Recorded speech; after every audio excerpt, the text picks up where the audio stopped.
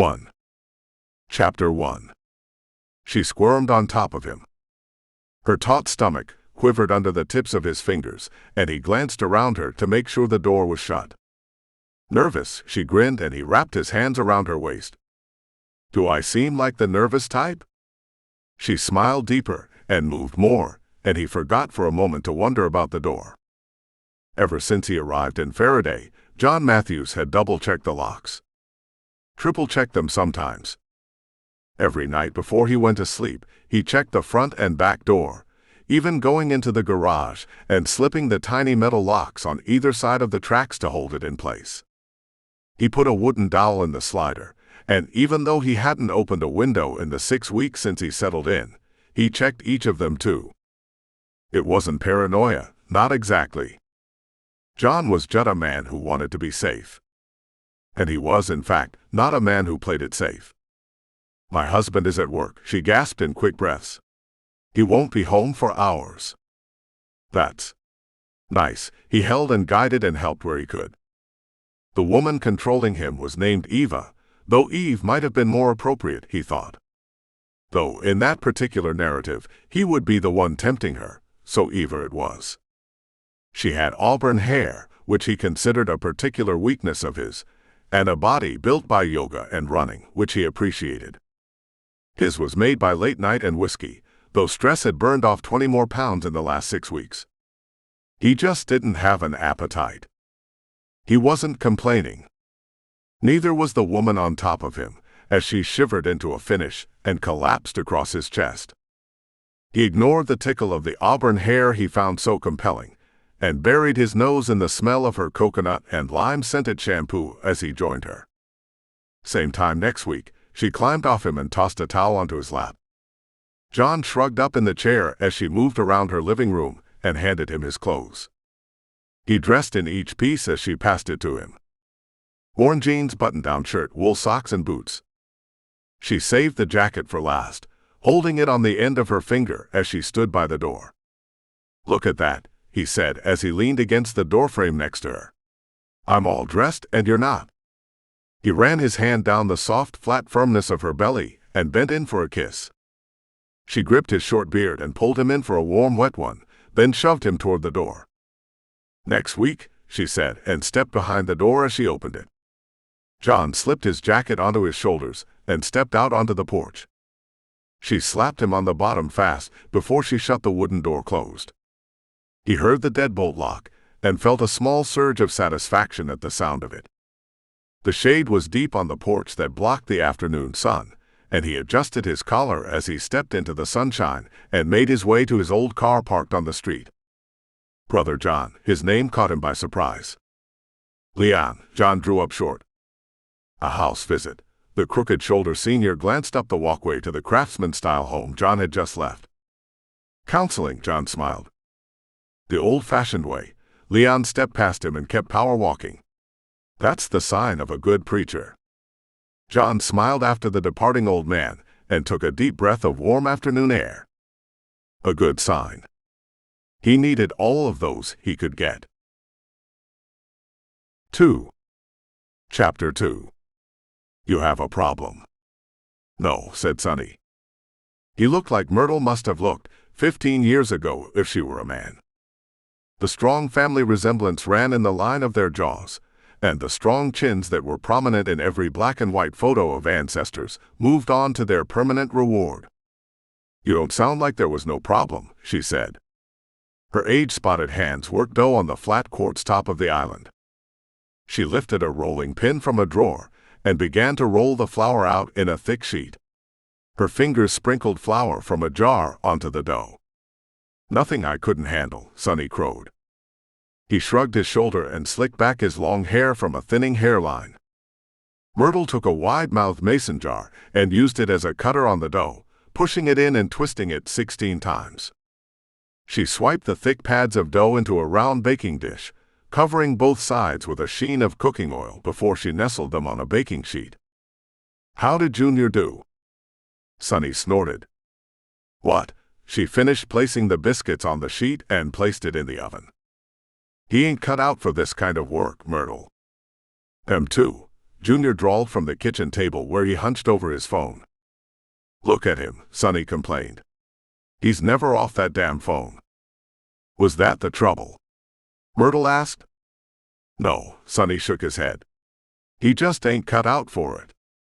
"Why don't you tell me what you think that means?" She tapped the rolling pin on the countertop. "He ain't his daddy," Sonny said. "God knows nobody is," Myrtle nodded. "But he is my heir apparent for our little operation." Sonny shook his head. "Myrtle, I know the kind of man you want him to be, but he ain't that kind of man." "He will be, won't you, Junior?" "Yes, ma'am," the boy agreed. He had a baby face over a thin body, ball cap turned sideways, and a wispy mustache that aspired into a goatee on his weak chin. The baggy shirt and pants he wore made his thin frame look even smaller, and made him look younger than he actually was. "He's still learning," she told Sonny. "You're supposed to teach him." "Hard to teach a pig to sing," said Sonny. "Who you calling a pig?" "It annoys the pig and pisses you off." "Yo," Junior snapped. "Call me a pig again." "And what if I do?" "I'll do something." "You want to tell me what that something is?" "All right, both of you," Myrtle said. She stared at the oven, as if wanting the biscuits would make them bake faster. "Go get ready for the funeral," she ordered them. "I'm ready, Gran," said Junior. "You're wearing that," she raised an eyebrow. "What's wrong with it?" "You look like you're trying to be a gangster in a rap video," said Sonny. "You're embarrassing her." "I'm warning you," Junior raised his fist. "Try it, kid. It'll be the last thing you ever do." "I said stop," Myrtle snapped as she spun around on both of them. "As soon as these biscuits are done, I'm going to go bury one of my oldest friends. I don't need to be dealing with this shit today." Sonny sank into the chair. "Sorry, Myrtle."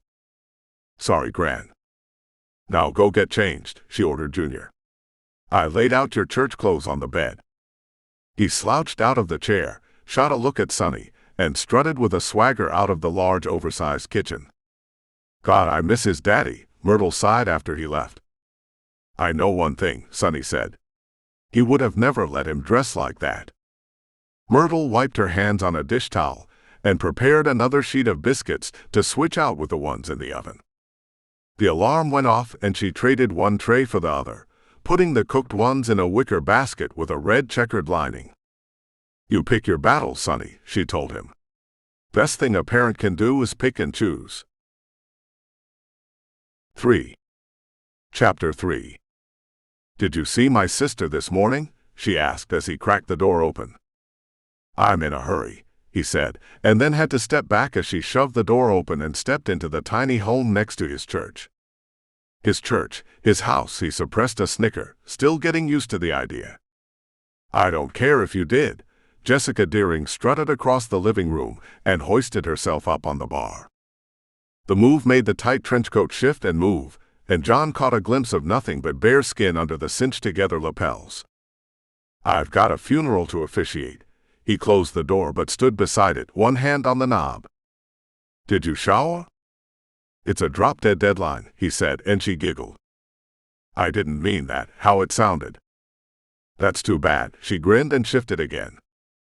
The edge of the coat fell open as she crossed one long leg over the other and let him see almost all of it. The rest wasn't really up to his imagination. He had explored every inch on more than one occasion, and even now, his brain was rebelling against a newfound sense of responsibility by screaming at him to grab her, to squeeze her and kiss her on her very pretty lips. "I can meet you after." He shifted too, so as not to reveal the effect she was having on him. Certain parts of him. "My husband will be home after," she said. "I have to make dinner." She held up a slender hand and wiggled a finger to beckon him closer. John reached behind and locked the door, drawing a smile from her lips. He didn't tell her that the door was always locked, every day and night since he blew into town.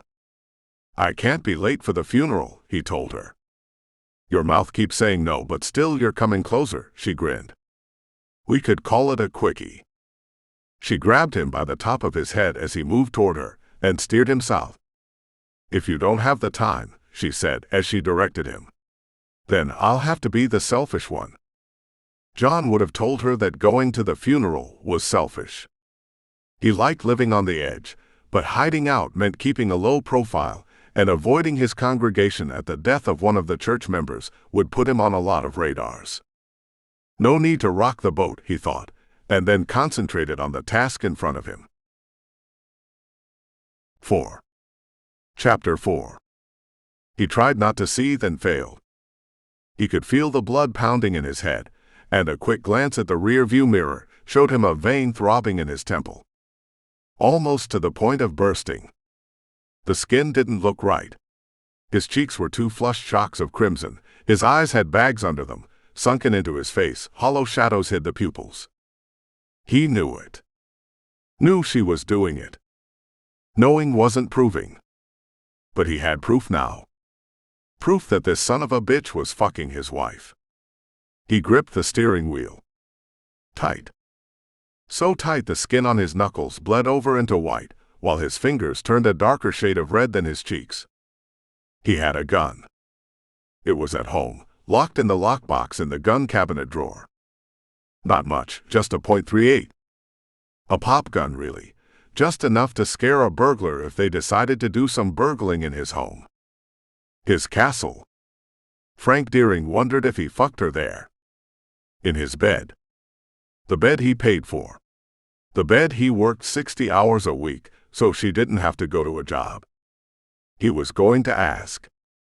But how do you ask someone that question? She was going to lie. They were both going to lie. Even caught as they were. He stared through the windshield at the house beside the church. The parsonage, it was called. Just a simple little thing, really. But how big did a love nest really need to be? How large a bed could hold that much sin? Frank bit back a sob. He had strayed too, but not like this. His was just a few visits to some of the hotel workers the next town over. A quick $20 BJ or a double-wrap doggy style. Just for an adventure. And that one time in Vegas with a $1,000 hooker who looked like that actress. That had been worth it. Still, those were one-offs. Not like this. This was worse. This was the 5th time he'd caught them together.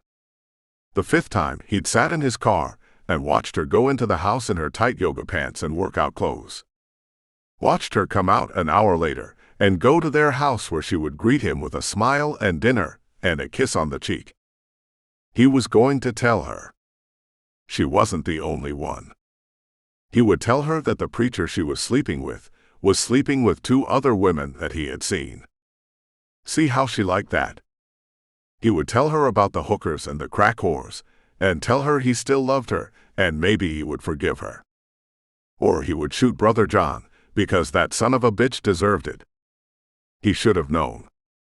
The other men of the congregation all felt wary around him. He was too damned good-looking to be a preacher. Too muscled, too tough-looking. No preacher had an air of danger around them. Maybe that's what she saw in him. That's what attracted her to the spell the holy man was weaving. He just looked dangerous. Frank snorted and eased his grip. He could be dangerous too. He would show her. He started up the car and peeled away from the spot up the street and raced back to their house 5 minutes away. He sat in the driveway for a few moments to calm down, to make a plan. He decided he would tell her everything. The women he had, the other women the preacher had, and what he knew about her. They would talk about why, and let the chips fall where they fell. She told him once that Brother John had been in New Orleans. Frank racked his brain trying to remember the conversation, the why, and how it came up. He knew people in New Orleans, too.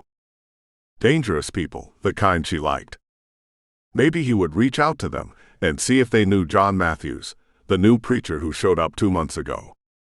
The man might have a history, might have been run out of the Big Easy on a rail for sleeping with another man's wife down there. That would show her a pattern, he thought, as he slammed the car door and went inside. Frank grabbed a beer from the fridge, twisted off the top, and sat at the kitchen table waiting for Jessica to come home. She opened the door 45 minutes later, glowing in satisfaction and a sheen of activity sweat. "We need to talk," he said, and motioned her to the chair across the table. Jessica shut the door behind her and sat across from him. 5. Chapter 5. Myrtle sat in a cheap folding chair on a patch of green astroturf and dabbed at her eyes with a crisp white handkerchief. She wasn't crying.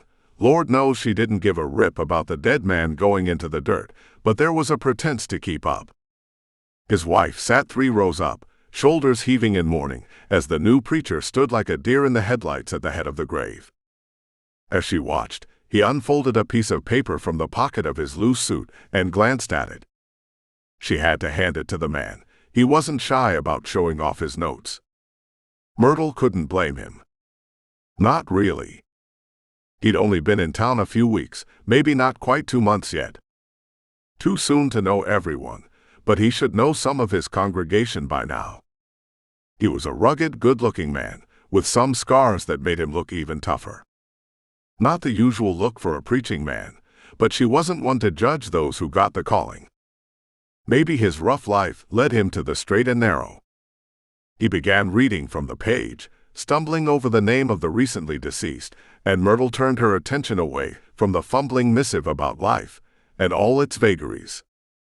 She reflected on her own mortality and glanced over her shoulder. Sonny stood away from the service, but still close enough should she need him.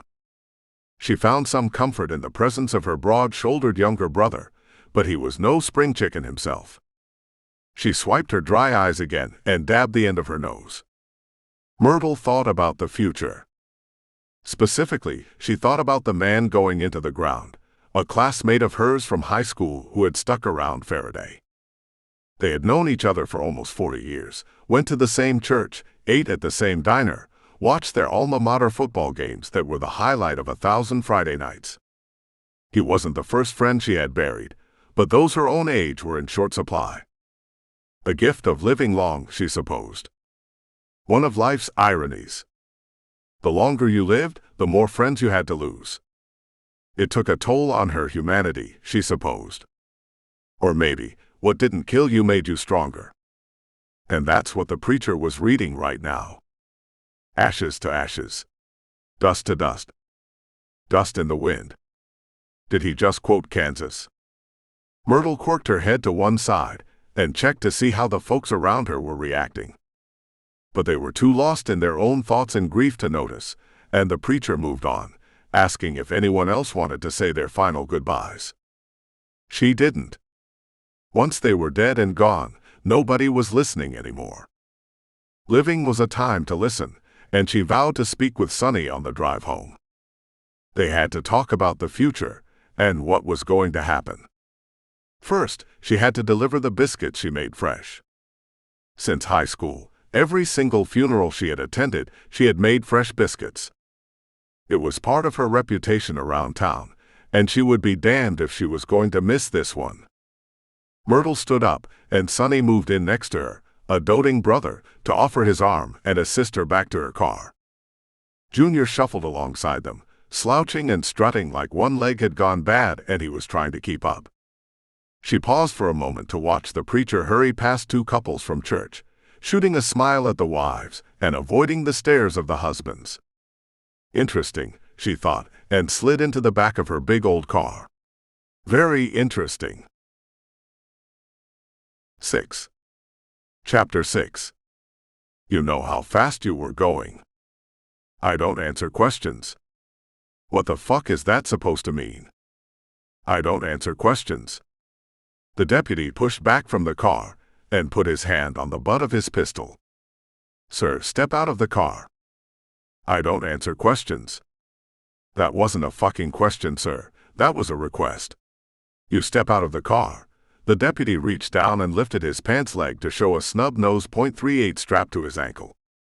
I'll shoot you where you fucking sit and drop this little throwaway right in your lap. John held up both hands. I'm just going to open the door, okay? He asked the enraged deputy. I don't answer fucking questions, the man seethed. John nodded. All right, opening the door now.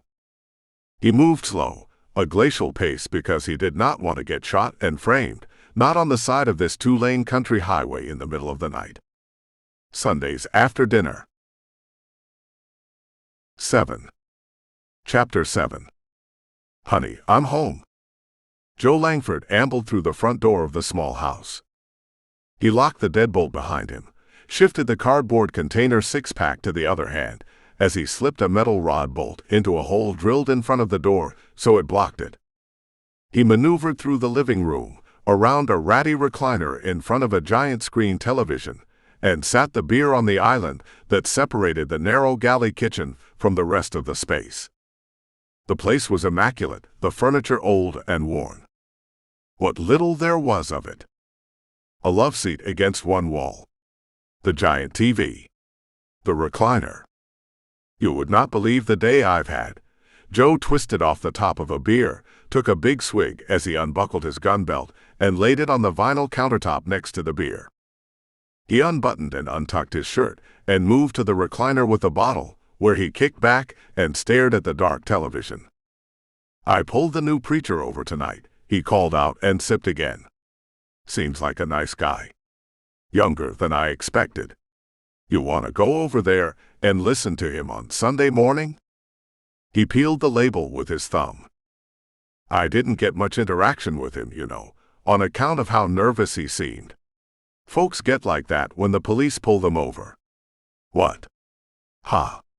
You're right. Sheriff. I'm not the police. Not the sheriff either, just a deputy, but we'll see. I suspect the nerves are the same. He was a little tongue-tied. He took another swig. After that, I went to see Myrtle. I know you told me about it, and I think you're right. I should have listened to you, should have just taken your advice, and never got involved with her. Still, what choice did I have? He reached for the remote and clicked on the television. It bathed the dark room in blue light as he flickered through the channel guide. What do you want to watch tonight? He settled on an old sitcom and clicked the volume up a few notches. We've seen this one before, but I know it made you laugh last time. It's one of your favorites. Joe looked at the now empty bottle in his hand. He reclined all the way and stretched to reach the bottles on the counter. The recliner tilted as he struggled to balance, one hand swiping for the cardboard container of beer, the other holding onto the air in an effort to keep the chair from seesawing and falling back. Gravity decided to take hold and slammed him on the ground. The footrest tilted up and rolled him backwards until he curled up against the bar side of the counter in a wide fetal position. The empty bottle of beer spun around on the laminate floor and rolled to a stop, pointing at him. Hey, he struggled up with a sad-sounding giggle. Remember when we played Spin the Bottle back in junior high? Joe pushed himself up off the floor and held onto the bar like a man clinging to a lifesaver in a lake. I never thought in a million years you'd lean over and kiss me, but you did. Now look where we are. He reached out, grabbed a beer and twisted off the top. He tossed the tiny piece of metal onto the countertop and used his foot to lift the back of the recliner upright. Honey, Joe sighed. He grabbed a photograph on the bar and pulled it to his chest. The gilded frame was an 8x10, worn on the edges like it had been held 1,000,000 times.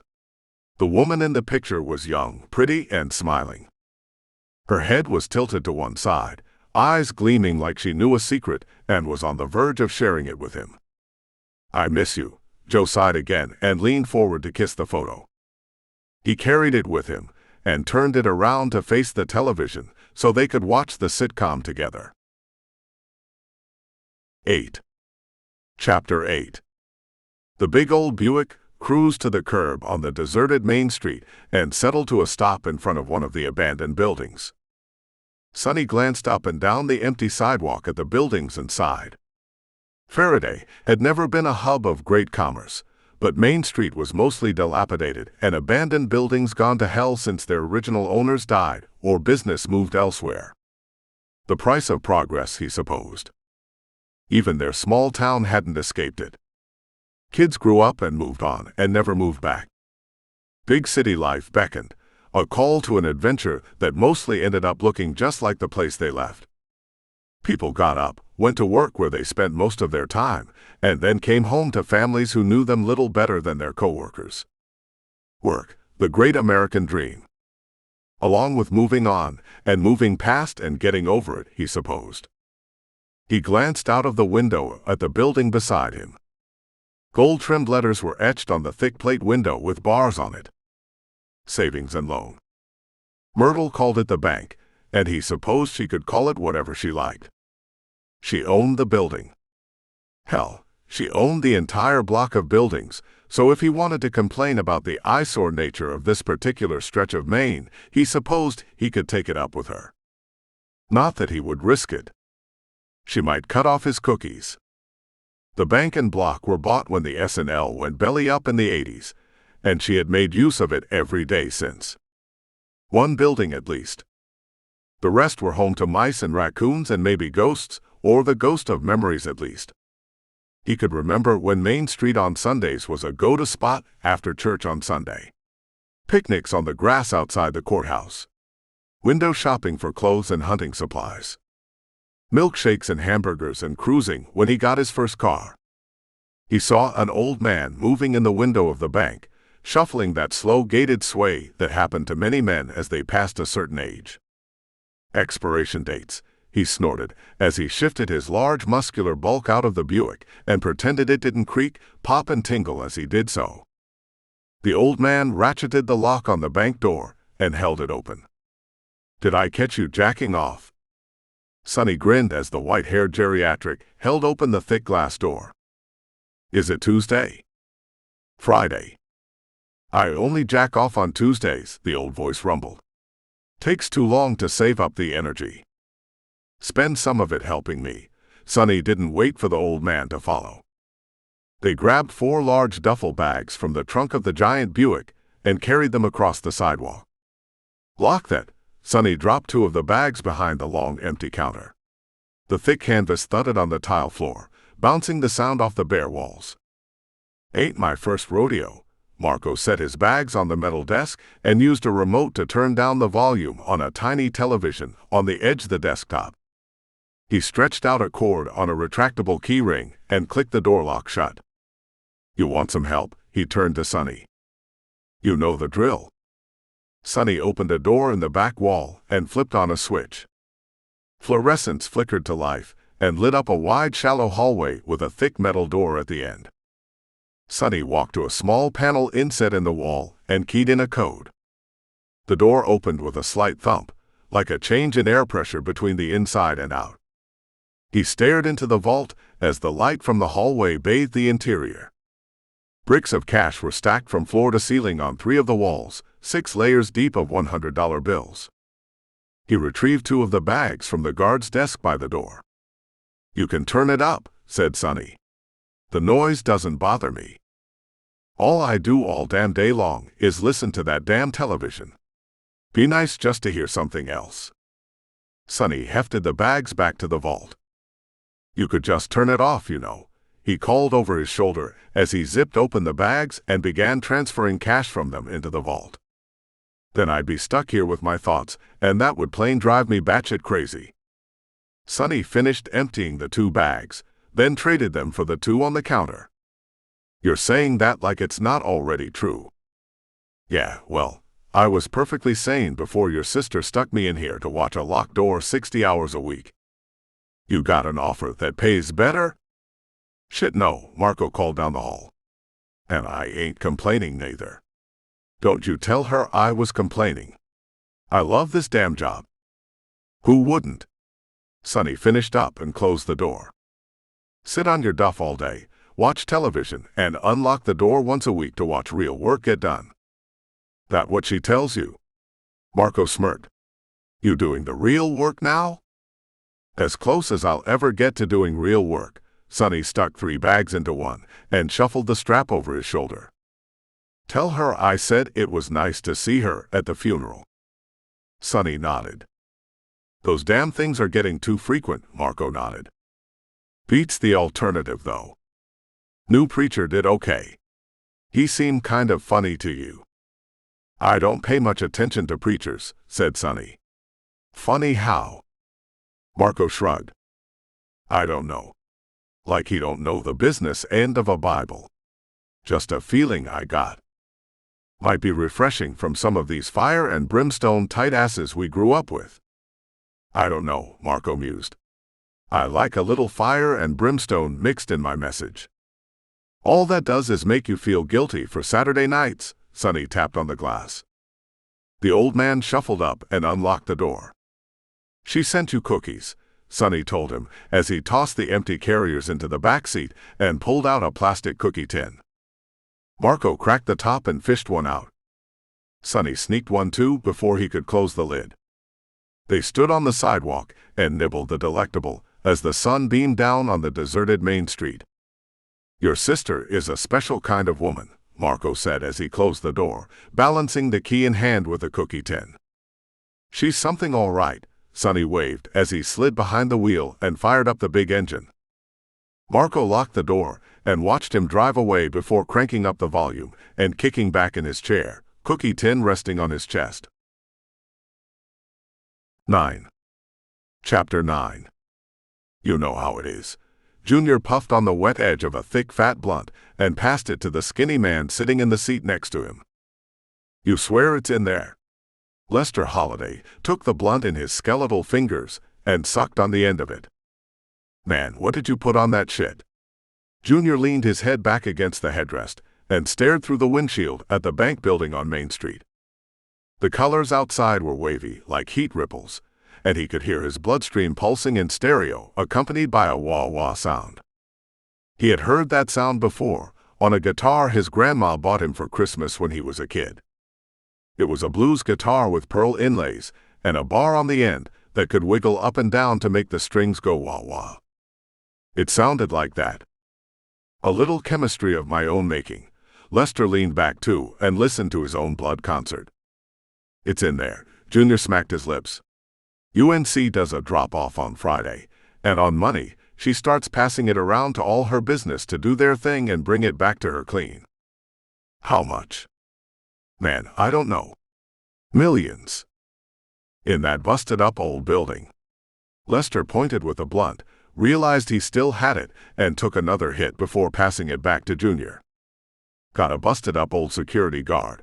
Sits on his ass watching TV all day, eating Oreos. Bastard don't even got a gun, you know what I'm saying. I could tear up some cookies, Lester dreamed. We ought to go in there right now and get all that money and get them cookies too. He shifted in the seat, and for a moment, Junior wondered if they were going to really do it this time. Sitting in the parking lot of the courthouse and staring at the bank while they got high was a long-running pastime of theirs. So was planning to steal his grandma's money and getting gone to bigger and better things. The thing was, he wasn't so sure about Lester. As far as weed buddies went, he was all right. And he knew people. But he had a big mouth, and Junior wondered just how secret their plan was. He wondered who Lester shared it with. 'Cause he didn't want to grab all that to get gone, just to make a run for it and get got. What the hell you laughing at? Lester stared at him. Getting gone and got, Junior nodded at the profound statement. Tough knuckles rapped on the window. He tilted his head to look past the fog of smoke and saw Joe Langford standing outside the car. Motherfucker. Lester hid the blunt on the other side of his thigh, but they couldn't do anything about the thick cloud of pungent gray that rolled out of the window when Junior hit the down button. Joe waved it away. How many times have I told you not to get high in the parking lot? Joe grumbled. Fuck you, Junior answered. Joe stood back and put his hands on his belt, one close to the grip of the pistol he wore strapped there. Ha, Junior snorted. You can't do shit. Poor Po-Po can't do nothing. Po-Po. He's a Po-Po-Po. Po-Po-Po, Junior chanted. This bitch works for my grandma. He told Lester. Thinks he's a big man, got a gun and shit. Do we have to do this every time? Joe asked. Quit being a shit and go out in the woods to get high, like a normal person. Fucking bitch, Junior snapped. You think you can tell me what to do 'cause you're strapped? I'm strapped too, motherfucker. He leaned up fast, snatched an automatic from under the seat, and waved it out of the window. Joe stepped forward, twisted the gun free, and hauled it away from the kid behind the wheel. Motherfucker, Junior whined. I think you broke my finger. He nursed his hand close to his chest, dangerously close to losing his high buzz. Wait till I tell my fucking grandma, he spat. She'll send Camo after your ass. You going to tell your grandma you pulled a gun on me? Junior grunted. Fuck you, Popo. Popo, Lester parroted. I'm a deputy, idiot. Not the police. Dep sounds stupid, said Lester. Give me back my gun. Junior held out his hand, the one with the injured finger. Your hand doesn't look so bad, said Joe. Call him Deputy Dog, said Lester. Deputy Dog. Get the fuck out of here, said Joe. Or I swear I'll run you in. And I'll tell fucking Sheriff Goulat, and he'll bust your ass. We all know who we work for, Junior. Yeah, well, she ain't gonna be around forever. About time you get in good with the new boss. You. Joe sneered. Time to get got, Lester crowed. Joe clicked the magazine free and popped the slide to eject the shell in the chamber. He shook his head, leaned in, and threw it all in the back floorboard. I don't care if you get killed, but don't kill anyone else, he said. Get out of here. He waved them to move on. Motherfucker, you better be nice to me, Junior warned as he fired up his ride. Or you'll tell your grandma I got it. Junior made a finger gun and pointed it at Joe. Camo ain't the only one who can make folks say bye, he said as he dropped the car in gear and pulled away. Joe waited until they were up the road before he shivered. He didn't give a crap about Junior. Sonny scared him, and Myrtle terrified him, but Camo Eakin was in a class all his own. Like a boogeyman. Or tornado. Joe shivered again as he made his way back to his patrol car. 10. Chapter 10. Do you remember me? A runaway shows up on the preacher's doorstep and recognizes it might not be him. You don't look the same, she said. I don't? She shook her head, twirly curls bouncing around her too tired face. I don't know, she seemed to want to say more. I mean, I was pretty fucked up when you picked me up, so maybe I was in like, sort of a haze. That must be it, he said. I mean, I practically spread my legs for you right there on the seat while you were driving, and offered all this, she waved a hand over her crotch, just for the ride. He laughed. It sounded too loud in his ears. He decided at that moment he needed a break. Can I get you a drink? He asked and scooted for the kitchen. He hoped she wouldn't follow, but she did. She perched up on the counter and crossed one leg over the other. He had never noticed how small the kitchen was before, how there was hardly enough room for him to maneuver in the galley space without coming close to touching her. He was very aware of her scent, a mixture of sweat and perfume and faded shampoo. John fumbled a glass from the cabinet and caught it before it shattered on the floor. Nice, she crowed in triumph. Great hands. Thanks.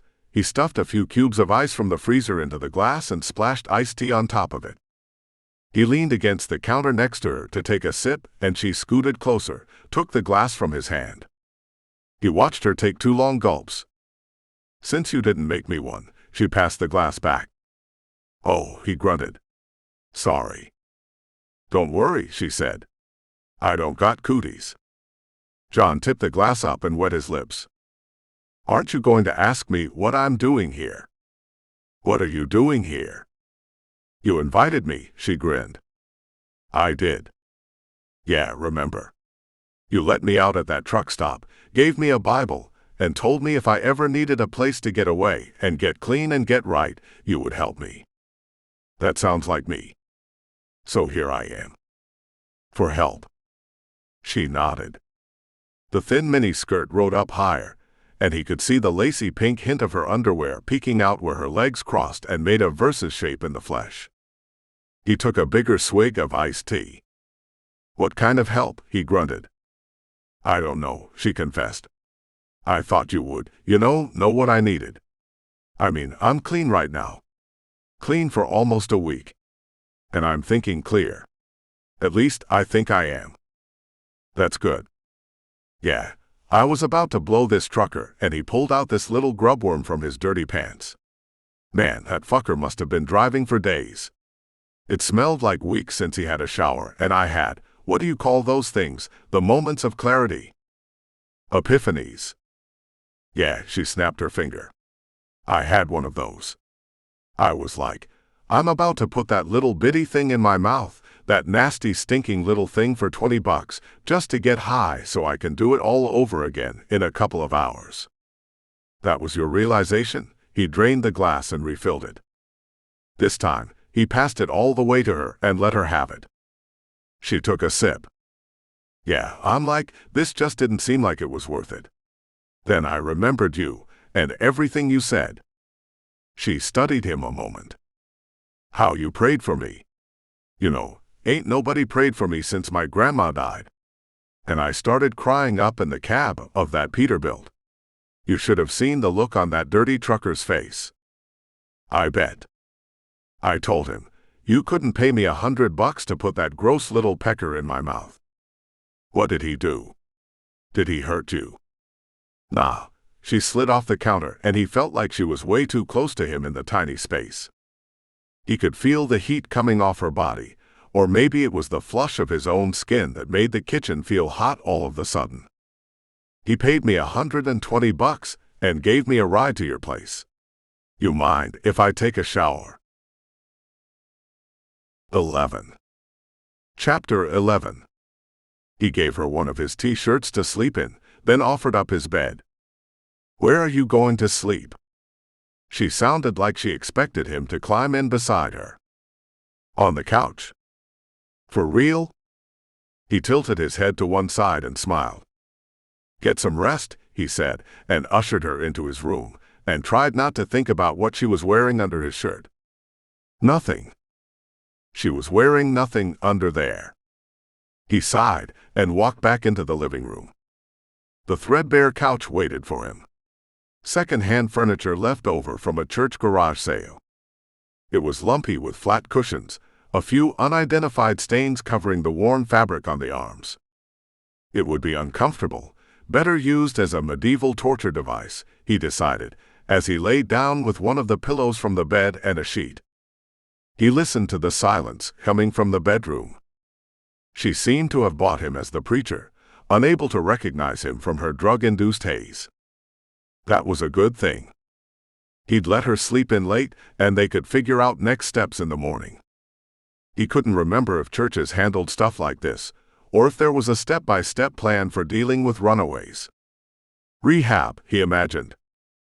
Most druggies were just riding temporary bouts of sobriety, he thought. Or was that alcoholics? Once a drunk, always a drunk. He knew a few from before, and they seemed to fall into two categories. Those who were unapologetically drunk, and those in between drinks. Some dry spells just lasted longer than others. Thinking about dry spells made him wonder when he could get Peg to come visit, or maybe Maud. Hell, he could probably get up and go seduce the young woman sleeping in his bed, but he shoved that thought out of his mind as fast as it appeared. Horny or not, she was off limits. Verboten. He tried to think of something else as he shifted on the couch in search of a more comfortable position. It was an impossible task. He finally settled on a snooze, half between sleep and dreaming. It was raining in his dream. More like a memory than a dream, and he realized it was the night he met the preacher. The night he decided to become the preacher. John thought the rain would be a good way to escape, to hide his absconding from prying eyes. They would be out there, watching his place, and rain splattering on a windshield would make it hard to see. Especially with the light refracting off the water, and the absent streetlights just outside the door. It would be better if there was a crowd, but needs must, he decided. Beggars didn't have much choice. He timed the run, and made it without the car starting up to follow him, or thick hands coming out of the darkness to yank him toward his doom. By the time he made it to the causeway, he relaxed a little. Chances were he lost them. The man who picked him up drove a big old Buick. He pulled over 20 minutes after John stuck his thumb out and picked him up. "Bad night to be stuck outside," said the friendly man behind the wheel. He slid into the seat and kept close to the door on the passenger side. "I appreciate the lift," he said. "Car breakdown?" "Yeah, something like that." The man clicked on his blinker, pulled back into the light traffic and kept going in silence. "I don't pick people up much," he confessed. "But you're my second lift tonight." "I'm lucky." "And grateful." "Don't mention it," the man smiled. He held the wheel at 10 and 2, easy in the seat as he concentrated on the road. "Where are you headed?" he asked as they pulled onto the causeway that stretched across Lake Pontchartrain. "As far as you'll take me," John answered back. "I'm going north. To Ferraday." "Never heard of it." "It's small," said the man. "Around 5,000 souls." "Home?" "Oh no," he answered. "I've never been. I'm answering the call for a church up there." "Call?" The driver pointed up through the ceiling. "The big guy is sending me there to preach the word." "And they hired you sight unseen. Isn't there a process or something like that? A trail period?" "You would think. That's how it was at my last church. I did a revival and got invited to stay. But the Lord works in mysterious ways. Like your kind of luck." "Maybe." John shrugged. "If it had been clear, I wouldn't have stopped. This cloudy night, this gift of life-giving water from heaven brought us together." John wasn't sure if he was going to last as far as the man could drive, if he planned to preach the whole way. The truth was, he'd had a go at religion growing up, and decided he and God needed some personal space just about the time the priest offered to blow him inside the confessional. Since then, he had avoided it all, organized and loose affiliations both. So far, it had been a good plan. But he wasn't going to tell the man behind the wheel that. It would just be rude. He sat and listened as the preacher launched into a litany of verses and observations. John wondered if he was practicing a sermon or warming up for the first meet and greet with people who had hired him sight unseen. He made it an hour before he felt like clawing his brain out through his ears. John opened his mouth to say something, anything other than noises of assent and vague agreement. "Uh-oh," said the man behind the wheel. "Nature calls." John glanced out of the windows. The highway they were on wound through a protected national forest. The only light came from the headlights of the car as it bounced off the trees that bordered the road. It was a great place to heed nature's call, and not such a good place to storm off in a rage of indignation. The preacher pulled the car over next to a bridge. "It's such a little thing," he said as he shifted into park. "But I like to give back to the water when I can." He grinned and killed the engine and stuck the keys in his pocket. "Hang tight, and I'll be back in a jiffy." John watched him cross in front of the headlights. They outlined his shadow against the concrete buttresses of the bridge. He wondered why the man parked so far back as he watched him peek over the edge of the bridge and peer into the water below. He turned away as the man maneuvered his hands around his zipper and offered a moment of privacy to finish his business. Lights lit up the inside of the car, filling it like a sun as a logging truck raced up behind them. John cringed as it whipped up behind the car, going too fast, and yanked on the wheel. The car shook on the side of the road, buffeted by winds and the scream of the air horn from the enraged driver, miffed that he had almost hit the car on the side of the road. John glanced up in time to see the front fender well bounce off the preacher and send him tumbling head over heels out over the edge of the bridge. The truck kept barreling past, the driver too distracted from the near miss to notice, or maybe he just didn't want to get caught. John yanked open the door, ran to the bridge and screamed. No one answered, and he couldn't see anything below. He needed to call for help. Needed to get help. He raced back to the car and fumbled in the glove box, stripping out registration and insurance papers. They fell to the floorboard. He popped the trunk using a button below the dash and rooted around the suitcase, searching for an emergency kit or something. Anything. He found a flashlight and clicked it on. The batteries must have been low because the beam was weak. But it might be enough. He ran back to the edge of the bridge and leaned over, swept the light on the shore below. The water was high from all the rain, churning and frothing under the beam. It looked black and endless. He flashed the light along the surface of the water, looking, hunting, but there was nothing to see. No body. No one screaming for help, no one answering his screams. He yelled until he was hoarse, and pointed the light all along the edge of the water where it met the shore, but it was empty. John limped back to the car, confused, and wondered what to do. He sat behind the wheel and flashed the lights, just in case the preacher had been knocked into the water, and made his way into the woods. He sat and waited until the purple light of dawn started to lighten the sky. The name on the registration said John Matthews, and the insurance card matched it. He found that out as he waited, and just before the flashlight died. When the light was bright enough from the rising sun, he went back to the edge of the bridge. Daylight confirmed that the night had nothing to hide. There was no body. Nothing below but the storm-swollen river. Nothing on the banks. No one lost in the woods, working their way back to the road. It was as if the man disappeared.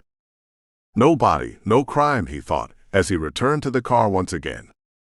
It took a few minutes to hotwire the Buick. He dropped it in gear and made a decision. He needed a place to hide, and no one in Ferraday knew the preacher. Maybe he could make it work, be someone else long enough to figure out the next step in the plan. The new John Matthews checked the side view mirror for oncoming trucks and pulled out onto the road. He wasn't exactly sure where Ferraday was located, but it was north, so he followed the highway signs. He could stop and ask directions later. 12. Chapter 12. He woke up with a stiff neck and a feeling like someone was watching him. There she stood in the shadows, leaning against the doorframe. Her thin arms were crossed over her chest, nipples faint against the fabric even in the dim light. Or maybe that was his sleep-befuddled imagination. His shirt rolled up slightly, showing a lot of leg, and he wondered how long she had been watching him. And more. Like, what did she want? Can't sleep, he mumbled, and wiped a hand across the back of his mouth to make sure he wasn't drooling. The chances were low due to sleeping on his back, but he wanted to be sure. It's quiet in here, she said, and moved across the room. He sat up just in time for her to plop on the couch cushion beside him, and he was glad she took the sheet and wrapped it across her legs, criss-cross applesauce under the tinted covers. Makes it easier to sleep, he offered. She nodded and clutched her arms across her chest again. It's harder when it's quiet. I'm harder when it's quiet, he almost said. Caught himself just in time. It didn't seem like something a preacher would say, at least not the man she had known. The man he had dreamed about. He shifted on the seat next to her and felt her shiver. The craving is constant, you know. Her voice wasn't much louder than a whisper. You get used to it, like breathing, like a heartbeat. Always there, you know. He nodded. He didn't know because he wasn't an addict, never had been. Hell, John prided himself on being able to walk away from anything and everything and not even give it a second thought. But he could pretend to know, and that was what she seemed to need at the moment. Could I just sit next to you until it passes? Will it pass? You said it was constant. That means it won't pass. She crinkled her nose at him. The hard part, she said, like he would know what that was. The hard part passes. Like waves. Crests and shallows, he nodded. Shallows. The part of the wave where it's lowest. I don't know if that's what it's called, he said. We used to go over to the beach in Florida sometimes. I'd stand in the waves at the low part and jump up at the peak to keep my head above water. Exactly, she leaned against him. I'm just trying to keep my head above water for a little bit. He could feel the bones in her shoulder pressing into him, and he didn't even think about the nothing she had on underneath the shirt. Not much anyway. They waited together for the hard part to get easy. John didn't know how long they sat on the couch, but after what felt like a long time, a half hour, maybe more, he heard her snore. Her head lolled against him, and he didn't want to move or he might wake her. He sat on the couch and tried not to think. Not thinking was harder than people thought. He supposed some yoga instructors had mastered it, and sure, a lot of the meditation gurus had done it for sure. It took a lot of thinking about not thinking to think about nothing. He had to remind his brain to keep thinking about it, again and again. Because if he didn't, he might think about his past. He might think about his present, and the mostly naked woman sitting next to him on the couch. He might think about how vulnerable she was, how he could talk her into sex, how he could use her and not even give a damn how it left her feeling. He could think about the men who had hunted him out of New Orleans, about the violence he had seen them do, how hiding in this small town was making him feel. But he didn't think about any of it. Actively chose to think about nothing. A few hours later, he slipped into sleep too, and then it was all dreaming and no thinking. That was just fine with him. 13. Chapter 13. The knock on the door startled him awake. John swiped sleep out of his eyes with one hand and fished a pistol from the table beside the couch.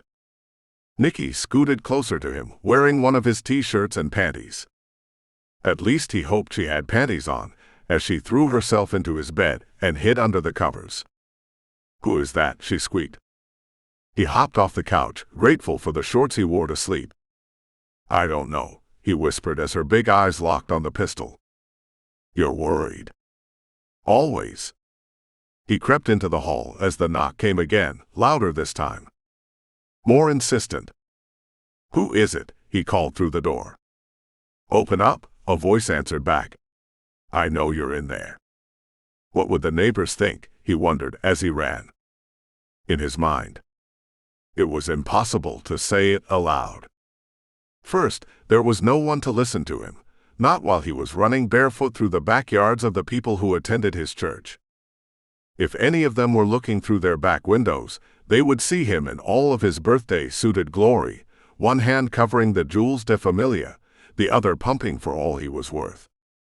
He wasn't exactly sure that pumping one arm as he ran was doing anything other than winding him faster, but arm movement was essential to good running speed. Or so he supposed. "Ow!" he shouted as he ran through a sticker patch hidden in the grass. It almost sent him falling, but he was more afraid of what the burrs would do to his dangly bits than the bottom of his feet. He reached a fence and had to let go to use both hands for the up and over. John heard a voice as he vaulted and landed. "Brother John." Harold sat on his back deck, hidden behind an 8-foot privacy fence. The old man stood up holding a cup of coffee and wearing just as little as John. "I didn't know you were a nudist," the old man grinned. "As God made me," John glanced back at the fence. The wood slats were joined together to create a solid wall of weathered pine. He was hidden for the moment, and if the men didn't follow him over the top, he might be able to catch his breath. "Can I get you a cup of joe?" Harold called to him. John turned, smiling, and tried to recall what he knew about the old man. He lived alone. At least there was that. If the old man was still married, his nudist wife might decide to join them, and John wasn't sure he could handle that this morning. "Sounds great," said John. He let Harold go inside before he walked up and sat on the deck. "You ought not to jog in the nude, though," said Harold as he returned with the coffee. "I mean, folks around here might talk. Careful." He passed the cup to John and sat across from him, legs spread wide to let it all hang out. And it did. Almost to the wood deck floor. John averted his eyes before the image burned into his memory forever like a scar that would never heal, and sipped the hot coffee. "I like to come out here every morning," Harold said. "Take in nature a la natural, if you will." John nodded. Do you often jog in the nude? First time, John confessed. Harold nodded, as if this made sense to him. We all start off different ways, he said. There's a whole community over by Natchitoches. John coughed past a sputter as he choked on his coffee. He didn't know there were nudist colonies in Louisiana. Probably packed with men like Harold. Women like Harold, too. He had been to 2 topless beaches in his life, and most of the people who indulged in the never-clothed lifestyle were not folks he wanted to see naked. Then again, maybe some people didn't want to see him nude either, he thought as he patted his stomach. You get over that, said Harold. What? That little cloud of self-doubt. The older I got, the more mine disappeared. Or my give a damn button got bigger. Pardon my French. John waved him off. The price of forgiveness is a cup of coffee. He smiled at the old man and finished off his cup. I should get going. You don't have to hop over the fence again, said Harold. John shot a worried glance toward the front of the house that didn't go unnoticed. You can use the gate, Harold pointed. John grinned again and set the coffee cup on the chair. Thanks again, he said. Come back anytime. Like I said, I do this every morning. I'll make a note of it, John said.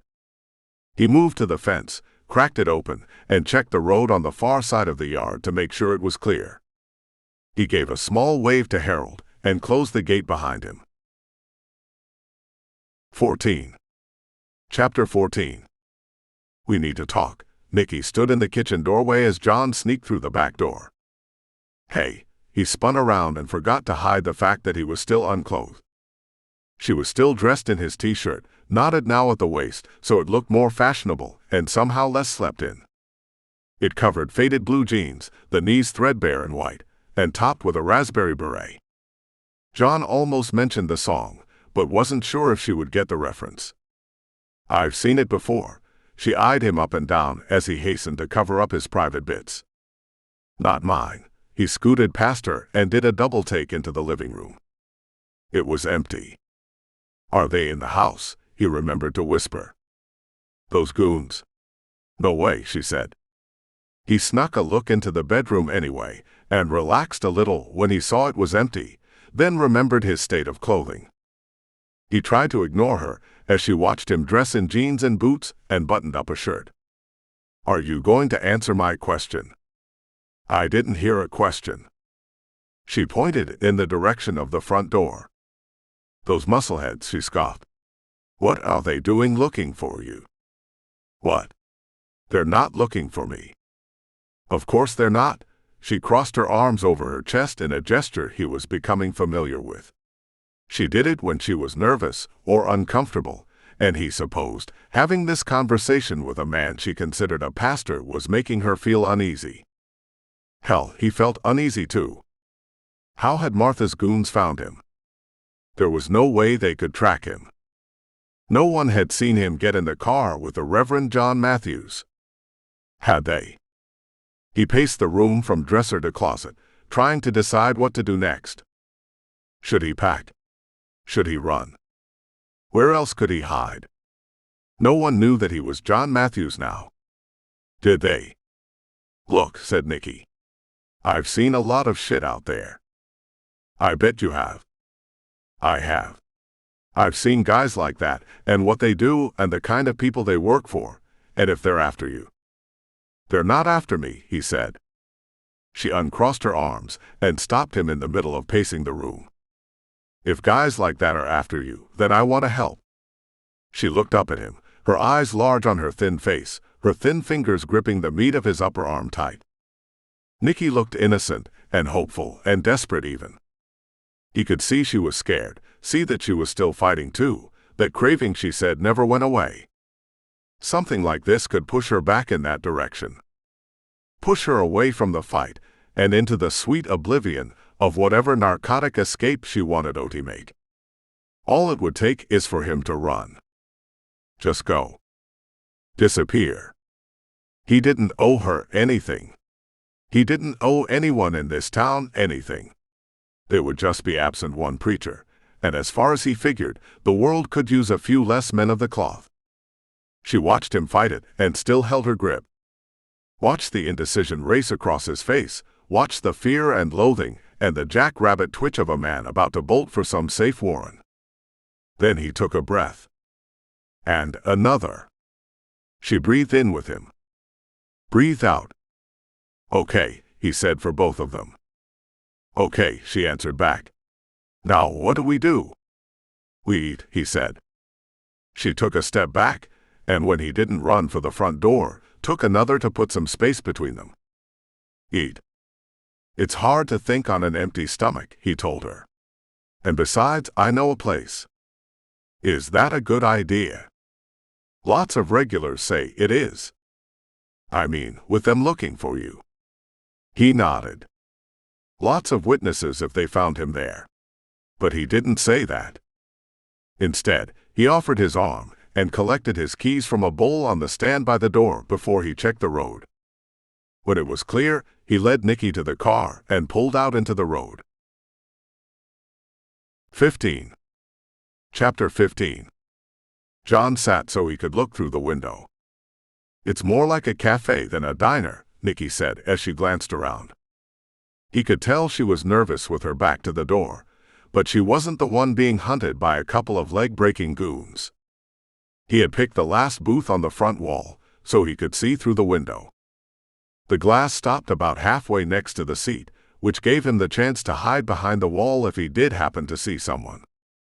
It also meant he would have to run the distance of the cafe to the kitchen and out through the back door if the two hunters walked in and found him. John wasn't too worried about that. If they did, he was fast.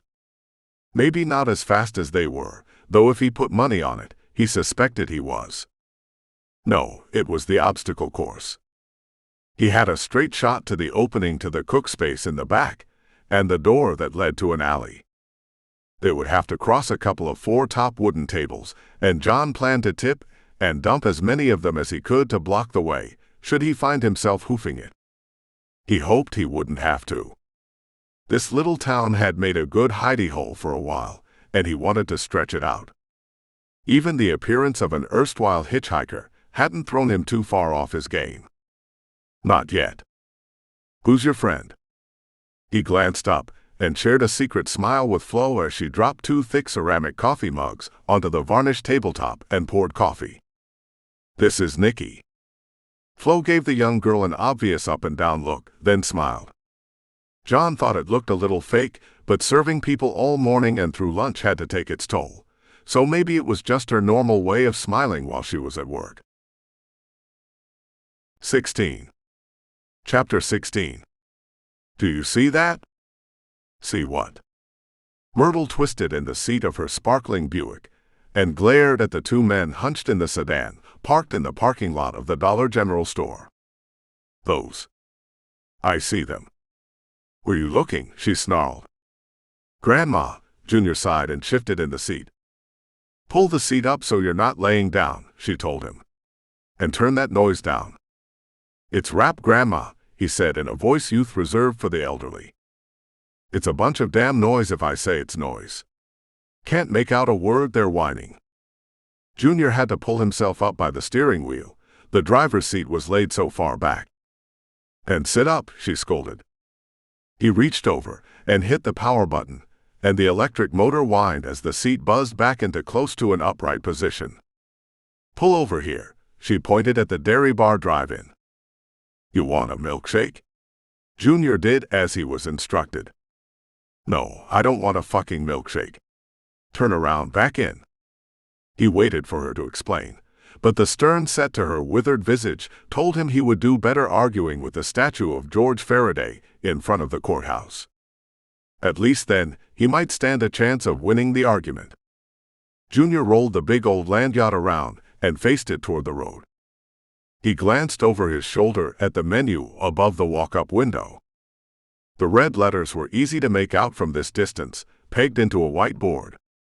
You want a cherry Coke or something? I want you to tell me what those two are doing here. Who? She glared at him then, and Junior decided he better pay closer attention. Grandma hadn't slapped him since he was 13 and back-talked her, but he was sure she had held back a few times. He didn't want to be slapped. Besides, the faster he got the old bat what she wanted, the faster he could get out of her hair and get down to serious business.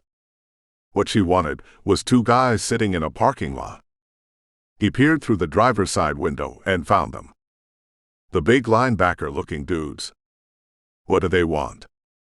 Maybe they're shopping. Do they look like they're the type of guys that shop at the dollar store, Junior? I shop there, he defended. Look again. Tell me what you see, she instructed.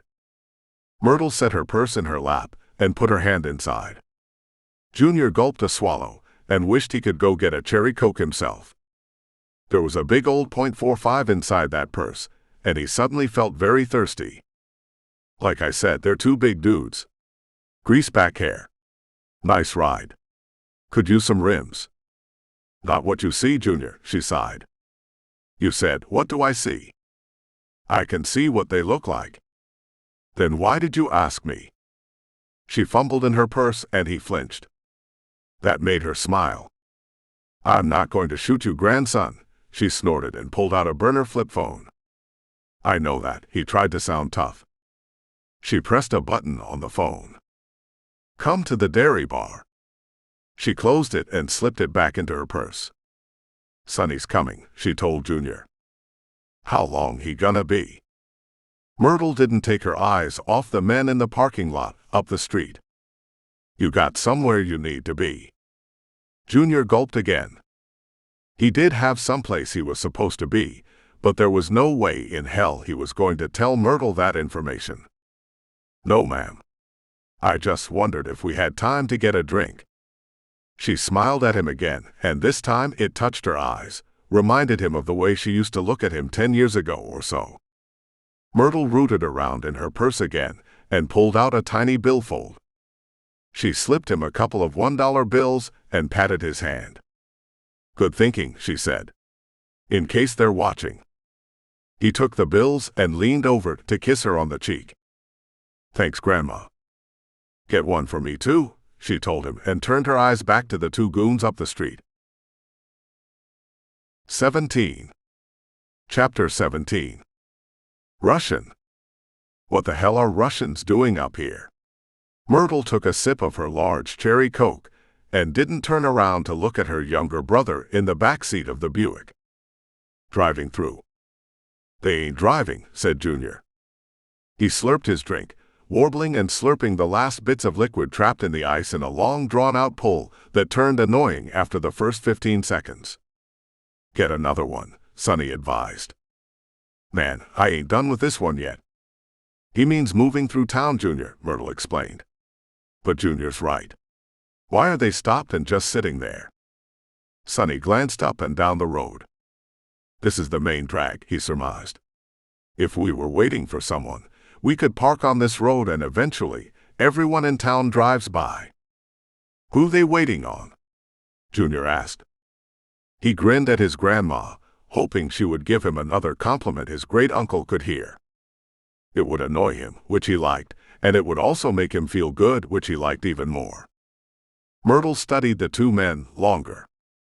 Do they know this is protected territory? You want me to go tell them, Grandma? She shook her head. They look nervous, said Sonny. You walk up on them, and they're liable to shoot you. They can try, Junior crowed. I'm strapped. He lifted up the top of the matching tracksuit he wore and showed the big silver gun stuck in his waistband. We should let him try, Sonny suggested. Myrtle shook her head. Maybe they are just passing through. It was Sonny's turn to shake his head. We're too far off the beaten path. We're like way the fuck off the path, Junior added. Language. Sorry, Grandma. I don't like it, she announced. I'll stay here and watch, Sonny suggested. The matriarch nodded. Were you done with collections? Halfway, he answered. I can finish that tomorrow. I can do it, Junior said. Sonny shook his head. These are my accounts, he protested. They're Grand's accounts, Junior sneered. You're just doing the legwork. Grandma cupped the young man's cheek. "He has to learn," she said to Sonny. "You keep saying that, but he never does." "I'll do good this time, Grandma." He buzzed the window down and threw his empty styrofoam cup out onto the parking lot. "Don't litter," she barked. "Sorry," Junior said.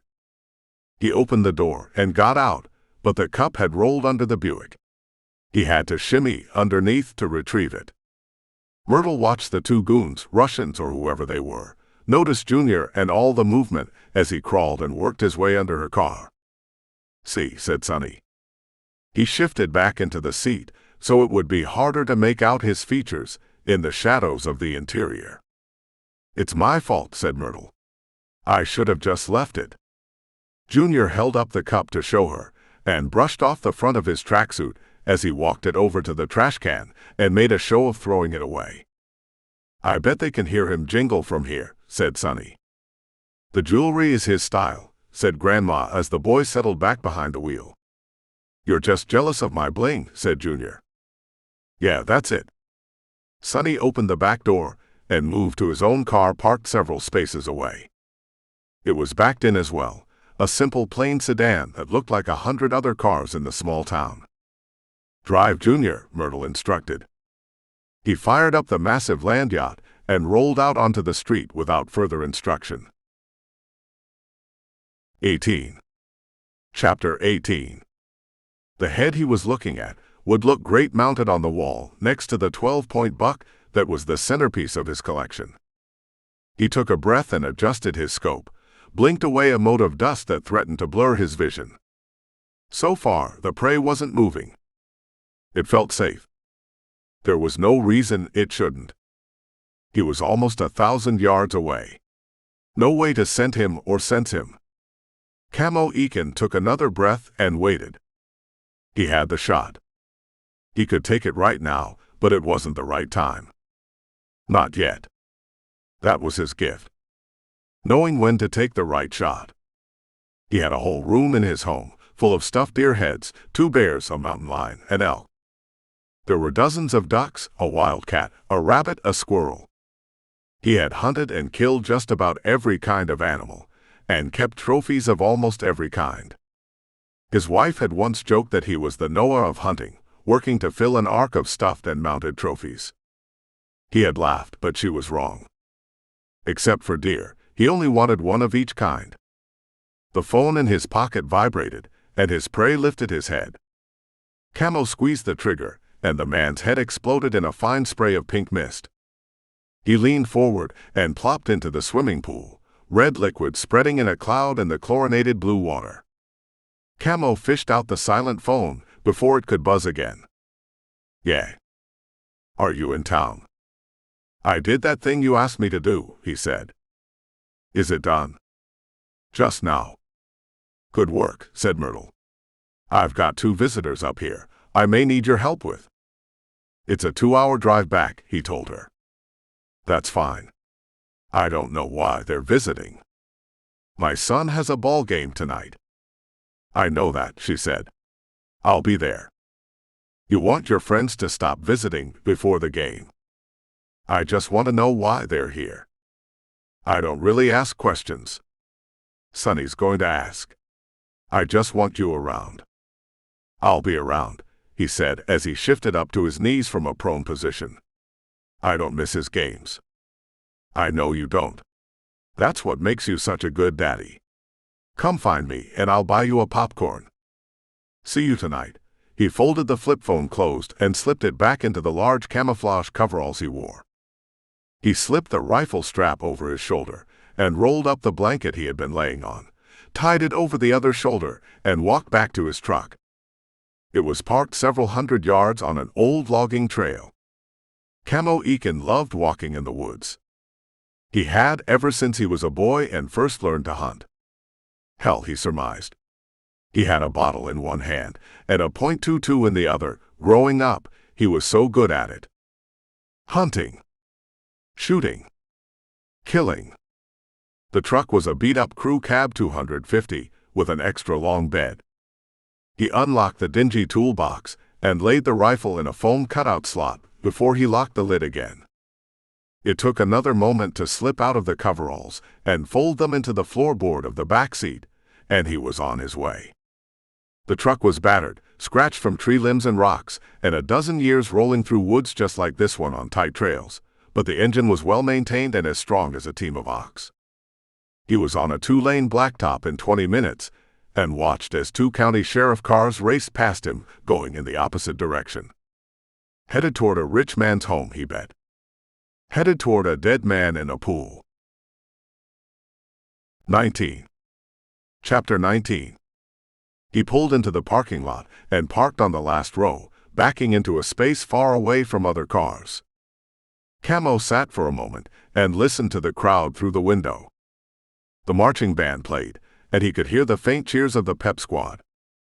When he was in school, they were called cheerleaders, but since then they had divided into the cheer squad and dance team, and when combined was called the pep squad. His son Hunter had clarified the differences.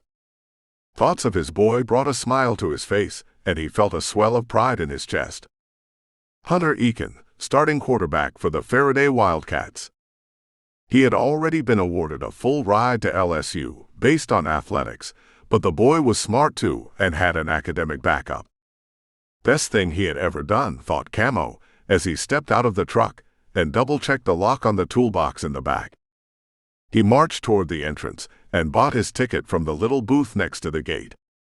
His wife was in the stands with her new husband, and Camo waved at her, still knocked out by her smile. They had married young, Hunter an unexpected gift from a night at a bonfire, and divorced young when they realized they were better friends than husband and wife. The football team burst through a big ring of paper and ran out onto the field as he stood at the fence. His son was third in the line and grinned even bigger than his mother when he saw his dad. Hunter jogged over, helmet in hand, and leaned across the fence to hug his dad. "I'm glad you're here. I haven't missed one yet. Mom said you were out of town. I'll always come back for this." The kid was taller than him by almost half a head, and he wasn't a short man. Narrow-framed youth with wide shoulders and long arms, big hands. Camo thought he was built like one of the greats, and the boy took to football like a duck to water. "See you after the game." Hunter grinned and jogged backwards toward his team. Camo shared a wave with the coach before the man pulled his son into a conference and sent him onto the field with one of the linebackers, his co-captain on the team. "We saved you a seat." Paul edged over so Camo could sit with his ex-wife and her husband. He sat down on the metal bench as his son's stepfather handed him a cup of iced soda. "I told him you would be here." Beth leaned in so he could hear her over the crowd. He was worried. "I'll come earlier next time," Camo promised. She smiled and patted his leg, then leaned against Paul as Hunter took the field. They all got hoarse from cheering. 20. Chapter 20. "Where we going?" "Something's got my grandma's tits in a twist," said Junior. "I had to get out of there for a while." "That don't answer my question." Junior held the wheel with one hand and leaned against the window with the other. "How much money got?" "Shit, man, if you'd let me run that business, we'd be rolling in paper." "Yeah, about that.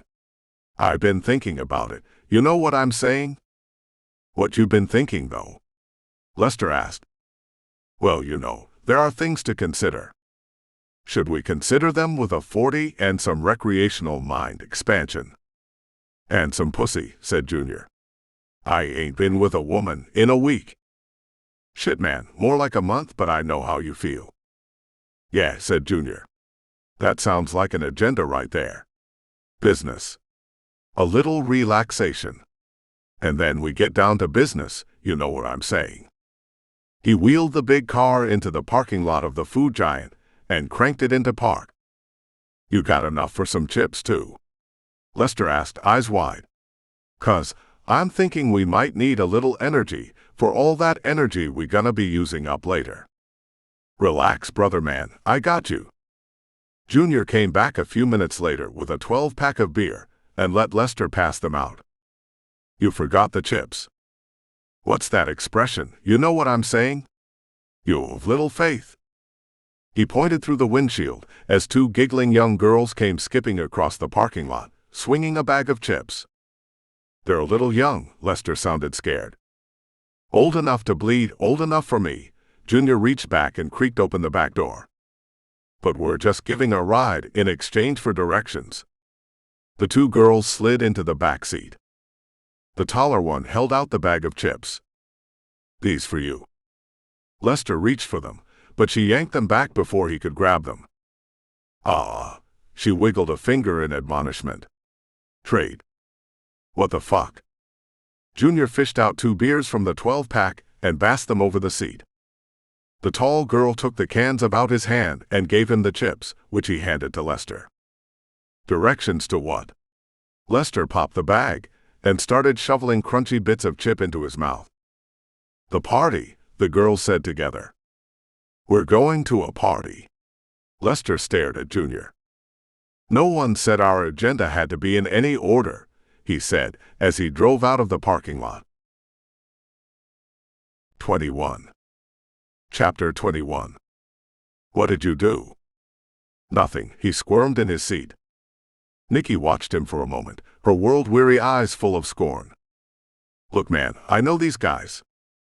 "You know them." He shot a glance around the room, searching, as if they were going to bust through the door. "Not these guys, but guys like these. I know how they think." "You do, huh? You're up on all the latest gossip for low-level gangsters?" He swiped at the sweat popping out on his forehead. "These guys aren't the ones you have to worry about," she answered. He snorted. "That's obvious." "So what? You recognize muscle." "Where are you going to go?" she asked. "Where can you go that they won't find you?" "That's a great question," John stammered. "How did they find me here? It's like someone led them to me." He stared at her for a moment, paranoia doing funny things to his the lines in his face. After a few seconds, he relaxed, or came as close to it as he could.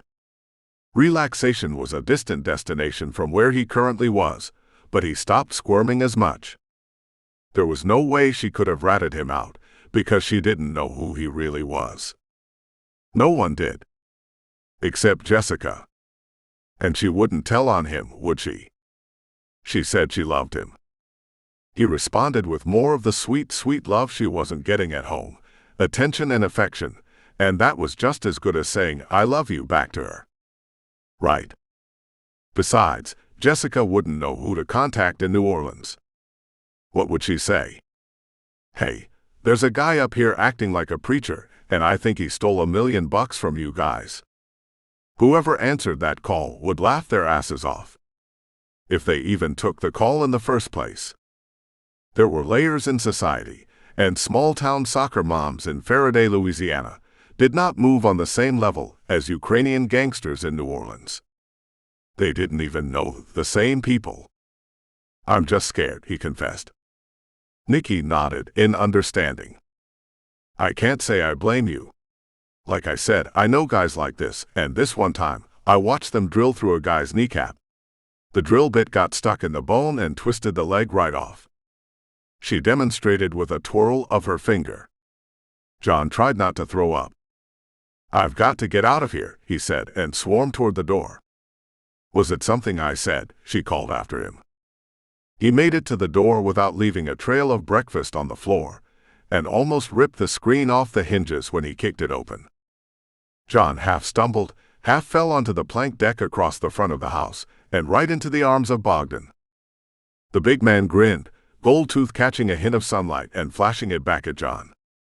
His light present, his breath smelled like sardines and whiskey. He slammed a fist into John's stomach and held him over the edge of the porch so he could throw up into the bushes. Adnan stepped back from the bottom of the steps so he wouldn't get splattered. "Car," he ordered.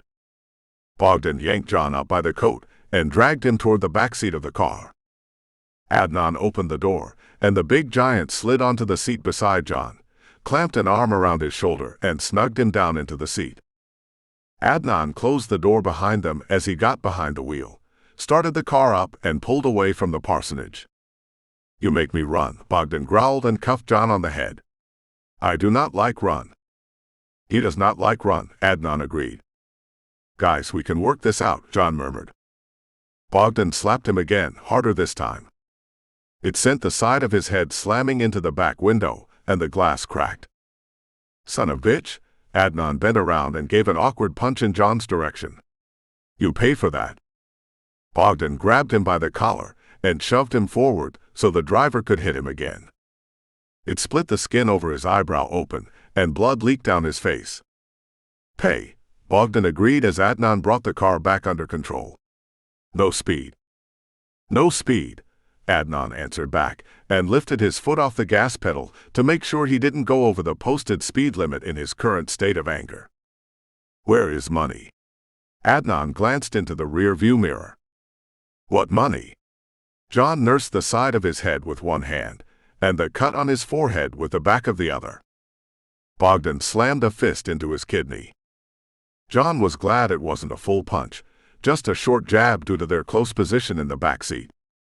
Otherwise, he would be pissing blood for a month instead of just a few days. He struggled to catch his breath. You know money, Adnan said. Money you took. Money we sent to get.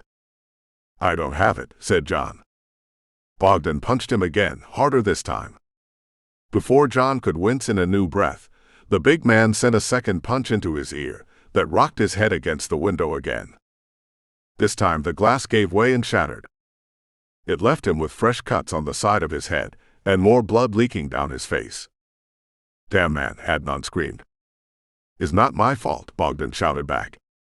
We drive back with that like that now. He pulled over to the side of the road. It's too noisy, it's too cold. Bogdan shrugged.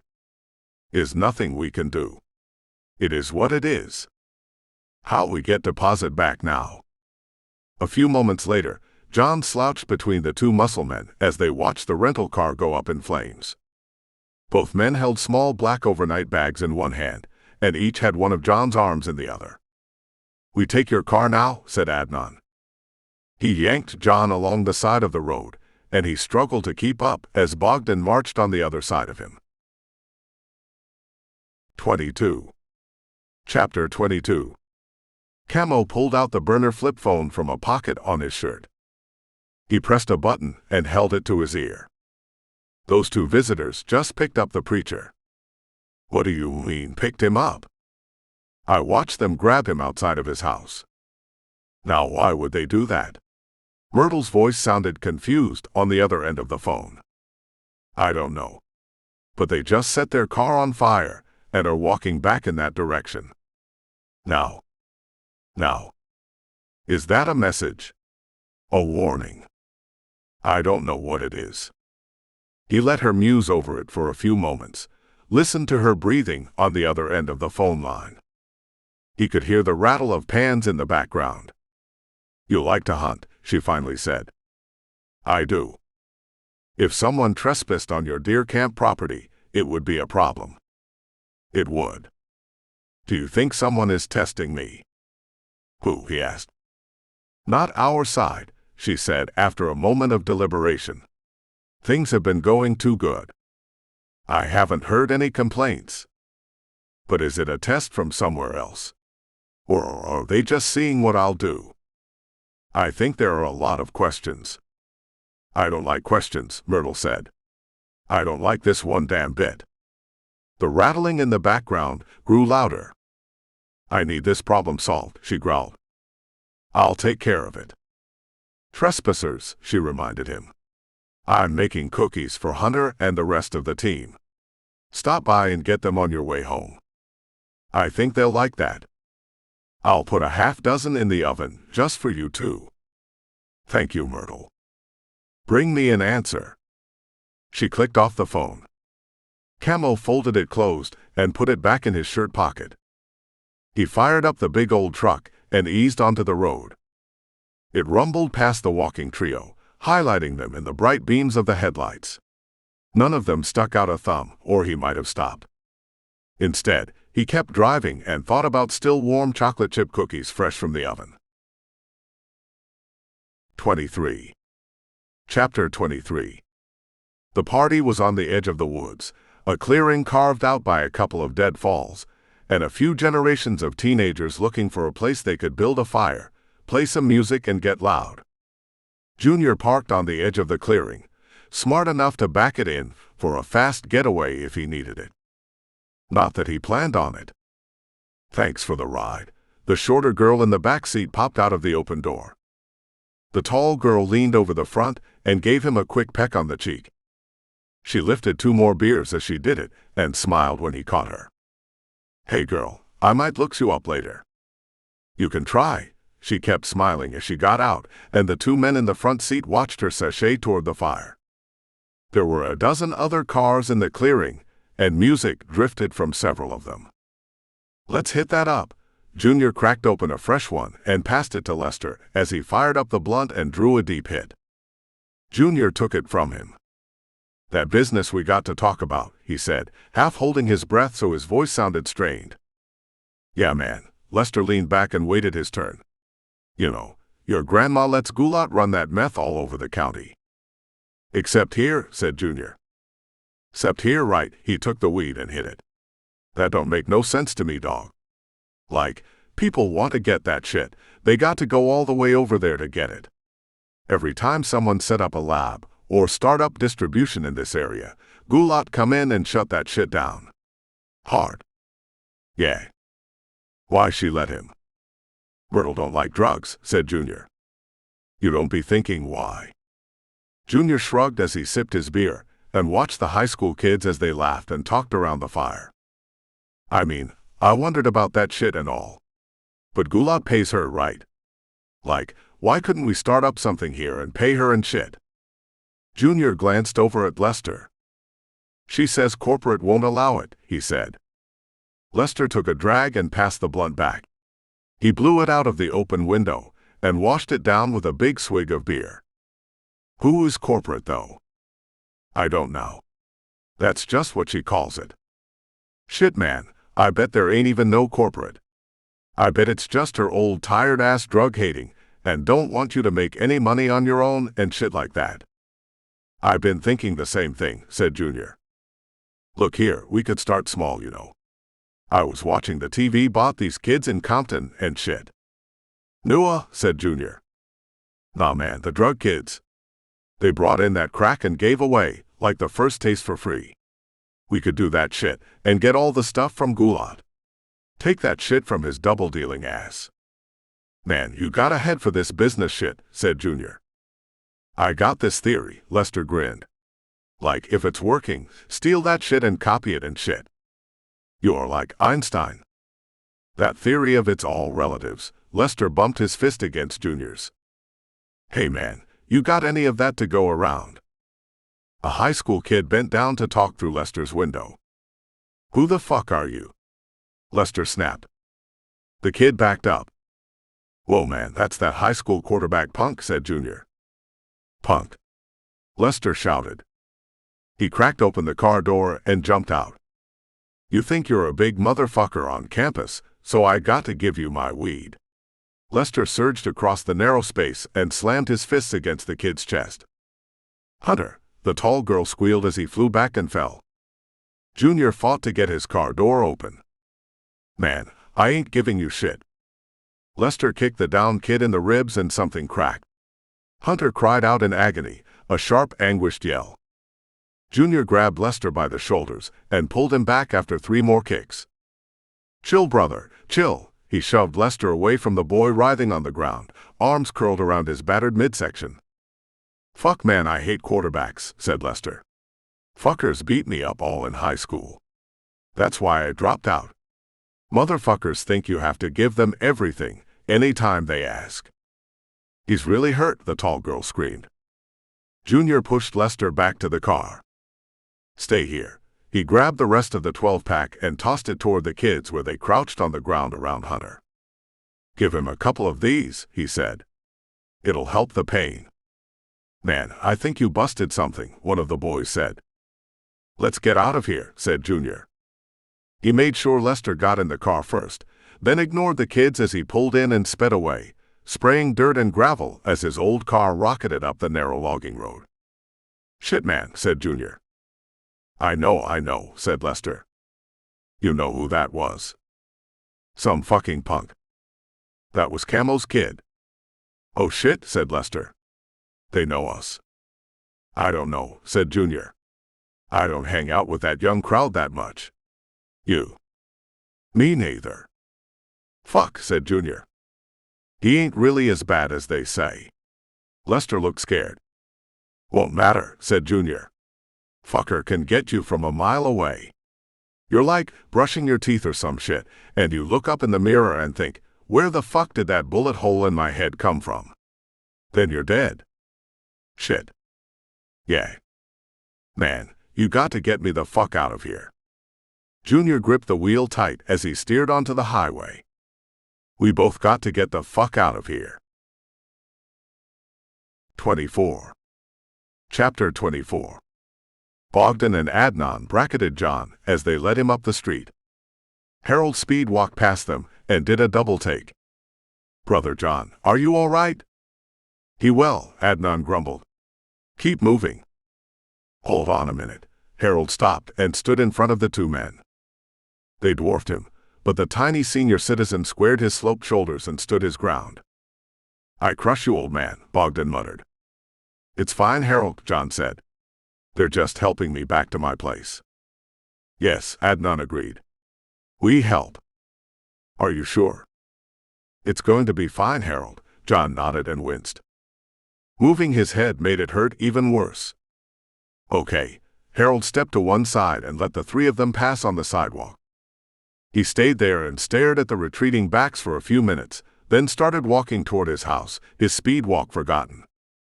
I could have crushed, Bogdan said. But what would we gain? Right. The two goons shoved John toward his beat-up old car. Keys, Adnan held out his large palm. The keys are inside. I crush him, Bogdan threatened. We will. Come. They took up positions on either side of John and escorted him up on the porch. Adnan twisted the knob, but it wouldn't move. Locked. He looked at John. The keys are inside. I have key. Bogdan shoved John to one side and drew back his fist. He punched toward the glass window in the door, but it opened before he could reach it, and Nicky jumped back as the big man lost his balance and pitched headfirst on the wooden floor.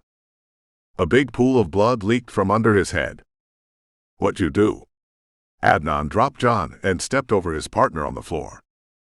I didn't do anything. Nicky squealed. I opened the door before you busted it. Adnan glanced down at Bogdan and reached for the girl. He kept going, falling over on top of the body in the hall, his head leaking onto the face of the first man. His leg twitched. What the hell? Nicky squeaked again. Are they dead? John leaned against the doorframe and used it to pull himself inside. As doornails, he said as he kicked and shoved the four dead legs out of the path of the doorway. What happened to them? She leaned forward. He pushed her back and slammed the door shut. Someone shot them, he said. Who? I don't know. Why? I don't know. What the hell is going on? I have no idea, he grabbed her by the hand. But we're getting out of here. He had to hand it to her. She had just watched two men drop in front of her, and the pool of blood was still spreading across the floor, but she didn't lose much cool. He guessed she had seen some bad things out there in the world. John led her through the kitchen. He grabbed his keys off the counter and peeked through the door. Why did someone shoot them? She gasped. Do you have friends out there? I don't know. Do you know anything? She sounded on the verge of panic, exasperation giving her voice an edge. I don't know, he answered and rushed out of the back door. Stay down. He showed her how to bend over and run as he led her to his car. Where are we going? I don't know yet. I need my stuff. She jerked her hand out of his and turned back to the house. We'll get you new stuff, he said and reached for her. She twisted out of his grip and scuttled back into the open back door.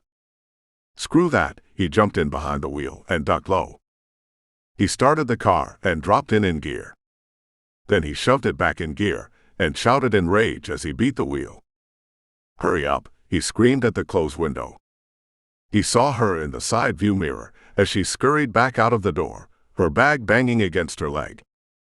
She slid into the back seat, and he jammed the car in gear and slammed his foot against the pedal. The tires burned rubber and sent up a blue cloud of smoke as he raced down the short driveway. A deputy sheriff's car whipped across the end of the driveway, blocked it. John slammed on the brake and spun the wheel to one side as he slid to a stop. Deputy Joe stepped out of the car and pulled his gun. Going somewhere, he aimed at the front door. Harold Speed walked up the sidewalk. "Brother John, I called the sheriff." John waved. "Thanks, Harold." "Where are they?" Joe asked. John made a motion toward the house. "And you're out here." Joe glanced up the street and saw a big four-door 250 parked on the side of the road 100 yards away. Joe opened the driver's door, reached in and killed the engine. "Come on," he said.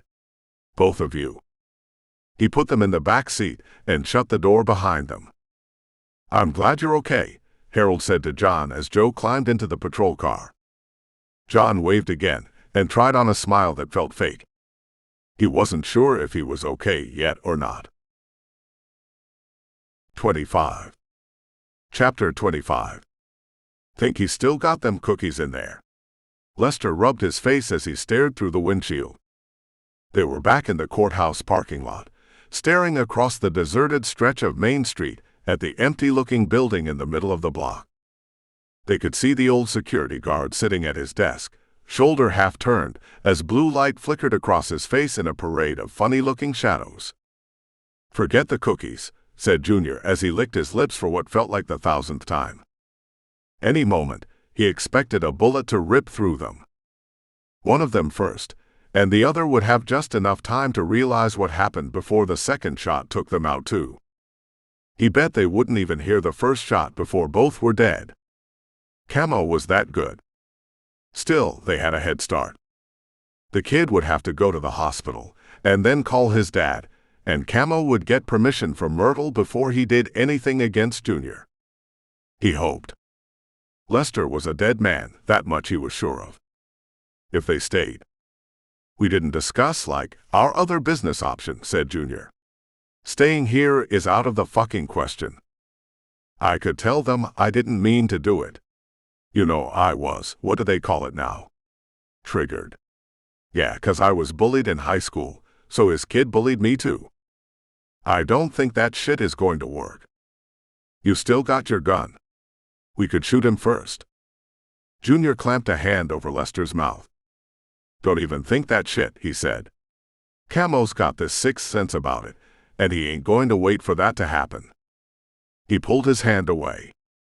"Besides, he ain't gonna get close enough to us for us to use the pistol. He does it with a rifle. We won't even see that shit coming. Fuck. If we're here, I mean. And that business plan of mine is to get that money and get the fuck out of here." Lester nodded and wiped his face. "Right. Okay, man. How we gonna do it?" "I say we go in fast like Shock and awe his shit." "Okay," Lester nodded. "Shock. Ah." He glanced at Junior, who held the steering wheel tight. "I wish we had another blunt, to take the edge off." "Yeah," said Junior. "Or we still had them beers." "Yeah. The ones you gave away." "I gave them away to a guy who you tried to kill," said Junior. "Working on that goodwill and shit." "Right," Lester huffed. "Okay. We doing this." Junior started the car as an answer. "Get the gun." Lester pulled the pistol from under the seat as Junior put the car in gear and pulled across the street. He drove in the empty spaces marked in white for street parking, but all of them were empty. The car slid to a stop in front of the bank. He saw the security guard glance up at the movement in the corner of his eye. "Don't come out till I get him to open the door," said Junior. "Leave it running." He jumped out of the car and hurried toward the glass door. He rapped on it 3 times in a rush and tried to look scared. It wasn't hard to pull off. The security guard shuffled toward the door with a slow, arthritic gait. Marco was his name, Junior remembered. An old friend of his grandma's. Like from Bible times, by the way the fucker moved, he thought. He watched Marco pull on a key attached to a cord on his belt and click the lock open. "Does your grandma know you're here?" Marco asked as he cracked the door open a few inches and blocked it with his boot. "Who do you think sent me?" said Junior. Marco's eyes opened from their ancient squint. "She did." "Yeah, let me in." "Nobody comes in here," said Marco. "Except Sonny." "And now me," said Junior. "You call her and ask." Marco seemed unsure for a moment. Using his grandma like a talisman had been the trick. Her name cut fear in the people of the county, much like Camo's did. "Look, you call her and I'll wait out here," Junior had an idea. Marco smiled. "That'll work." He grinned and moved his foot. Junior shoved the door open when his boot was gone and slammed the old man backwards. Marco lost his balance and fumbled backwards toward the desk, flailing for something to arrest his fall. He cracked his back against the desk and folded over sideways to the floor, groaning and moaning. Lester ran through the door a moment later. "Did you hit him?" he huffed. Junior moved to the door and closed it. "Hell no, I didn't hit him," he said. "Get the key." Lester cast around for the key on the desk. "It's on his belt," Junior pointed. Lester reached for the key on the cord. Marco gripped his arm, groaned. The sudden movement startled Lester. His finger flinched on the trigger of the gun in his hand and sent a shot into the chest of the old man on the floor. "Shit!" He hopped back as the echo of the shot bounced around the room. "What the fuck?" Junior stared at the expanding pool of blood crawling across the tile bank floor. "What did you do?" "Fuck, man." Lester stared in horror at the dead man on the floor, then at the gun in his hand. "I didn't mean to do it." "We are fucked," said Junior. "Get the key. We got to get this and get gone." Lester struggled with the key for a moment. "You can put the gun down." He nodded, like the thought had never occurred to him, and laid the gun on the desk. Then he used two hands to free the key and tossed it to Junior, who locked the door. "We need to hurry," Junior growled. Lester followed him to the door in the back wall. They opened it up and flicked on the switch. "What's that?" Lester asked. "Keypad," Junior answered. "Why would they have a guard if it was all behind a keypad?" "She's old school like that," said Junior. "Like he was the backup system, or this was the backup or some shit like that. You know the code." "Give me a minute." Junior stared over his shoulder at the dead body on the floor. Hell, maybe he just needed a job and she was helping him out. She always does shit like that. "And you killed him." "We killed him," Lester corrected. "Don't put all that shit on me. He was probably dying 'cause you hit him first. I just put him out of his misery and shit." "I didn't hit him," Junior said absently as he stared at the keypad. "Try her birthday." "I can't remember it," he concentrated. "You don't know your own grandma's birthday?" "Fuck that." He ran a finger across the keypad without depressing the numbers. "I know the day and month and shit. I get the year mixed up." "Try it." "What if it's connected to her house? I don't want to fuck it up and get Sonny down here." "Then what are we going to do, man?" Lester shouted. "We got a running car out front, a dead body right there, and you're just in here jacking around." Junior took a deep breath and jammed his finger into the keys. It beeped, turned green, and the door cracked open. The two of them stared in wonder for a moment. "Motherfucker," said Lester. "We're going to need a couple of bags," Junior answered. 26. Chapter 26. Joe pulled into a long crescent-shaped driveway. Pea gravel crunched under the tires as they approached a large ranch-style home, set in the middle of a massive open space on a small rise. The front of the house was all windows, affording a view of the driveway and anyone coming up it, and John noted each window was bright with light that spilled out into the shadows of the approaching dusk. "What is this place?" he asked the deputy, but the stoic man grit his teeth and gripped the wheel tighter instead of answering. He pulled the car to a halt in front of a stone pathway, and the front door opened. Sonny stepped out and marched to the back door of the car, hauled it open. "Joe," he greeted the deputy. "Sonny."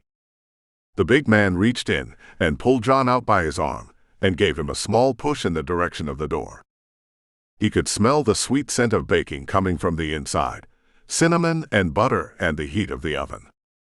Nicky's stomach rumbled beside him. "You can say that again," said John as he stepped into the hallway. "All the way in the back," Sonny instructed. John turned to see the big man as wide as the doorway blocking any escape. The deputy's patrol car pulled away and curled back down the other side of the drive, and John felt abandoned. "Smells like my grandma's place," Nicky whispered. A woman from his congregation moved into the light of the room at the end of the hall. "Don't just stand there," she wiped her hands on a towel. "Come on back." John led the way. The back was a long kitchen and living room combination that ran the length of the back of the house. It looked out over a large open pasture that sloped to a wall of pine trees, a clear space of 150 yards.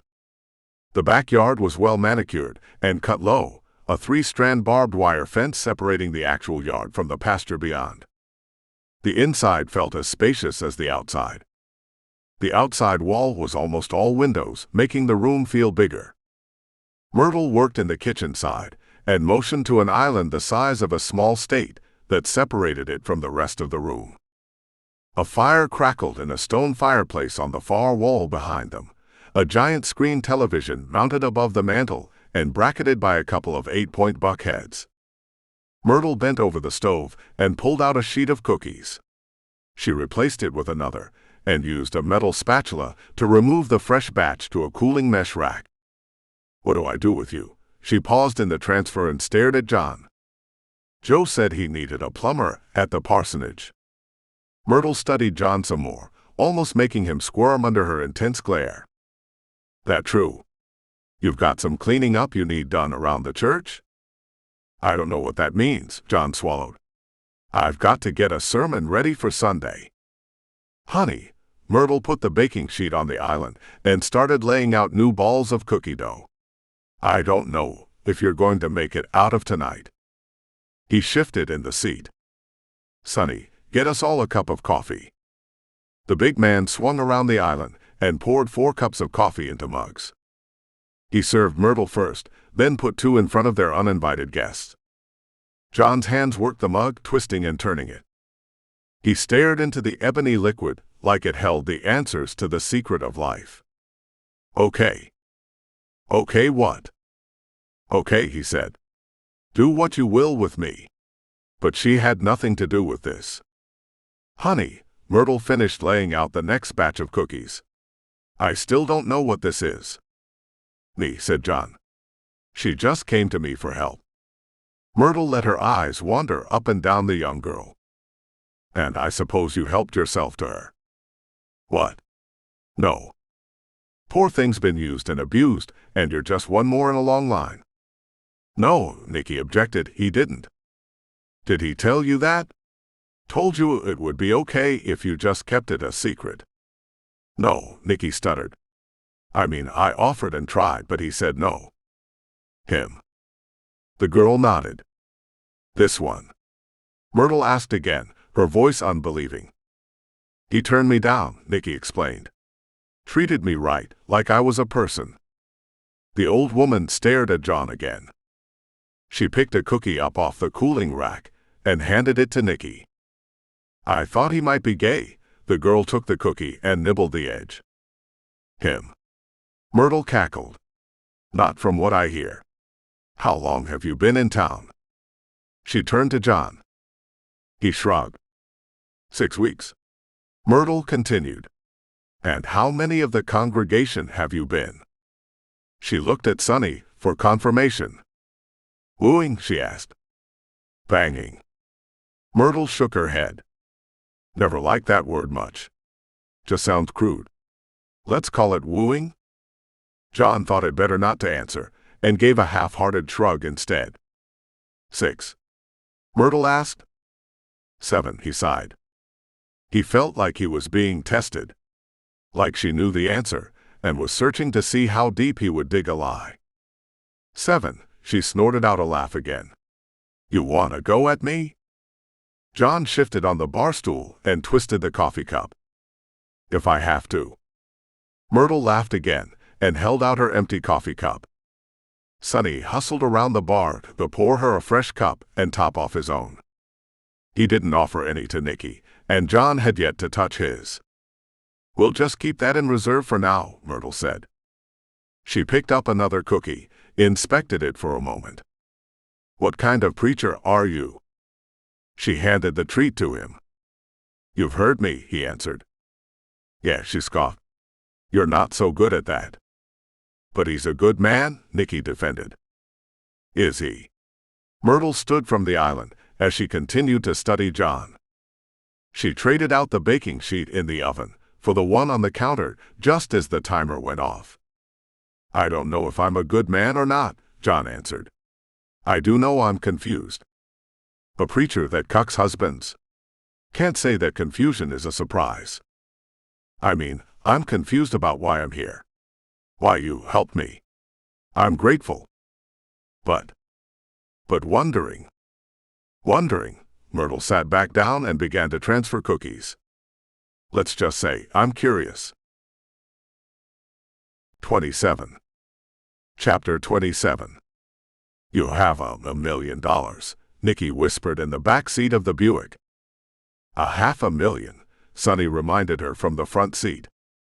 He's giving the other half to Myrtle. John nodded. That was our deal. And, Sonny added, you decide to run off with it, we've got our very own tracker who will hunt you down and take it all. His eyes flicked up to the rear view mirror. She left that part out, 'cause she wants to judge folks by their actions. You run, then you deserve to die, that sort of thing.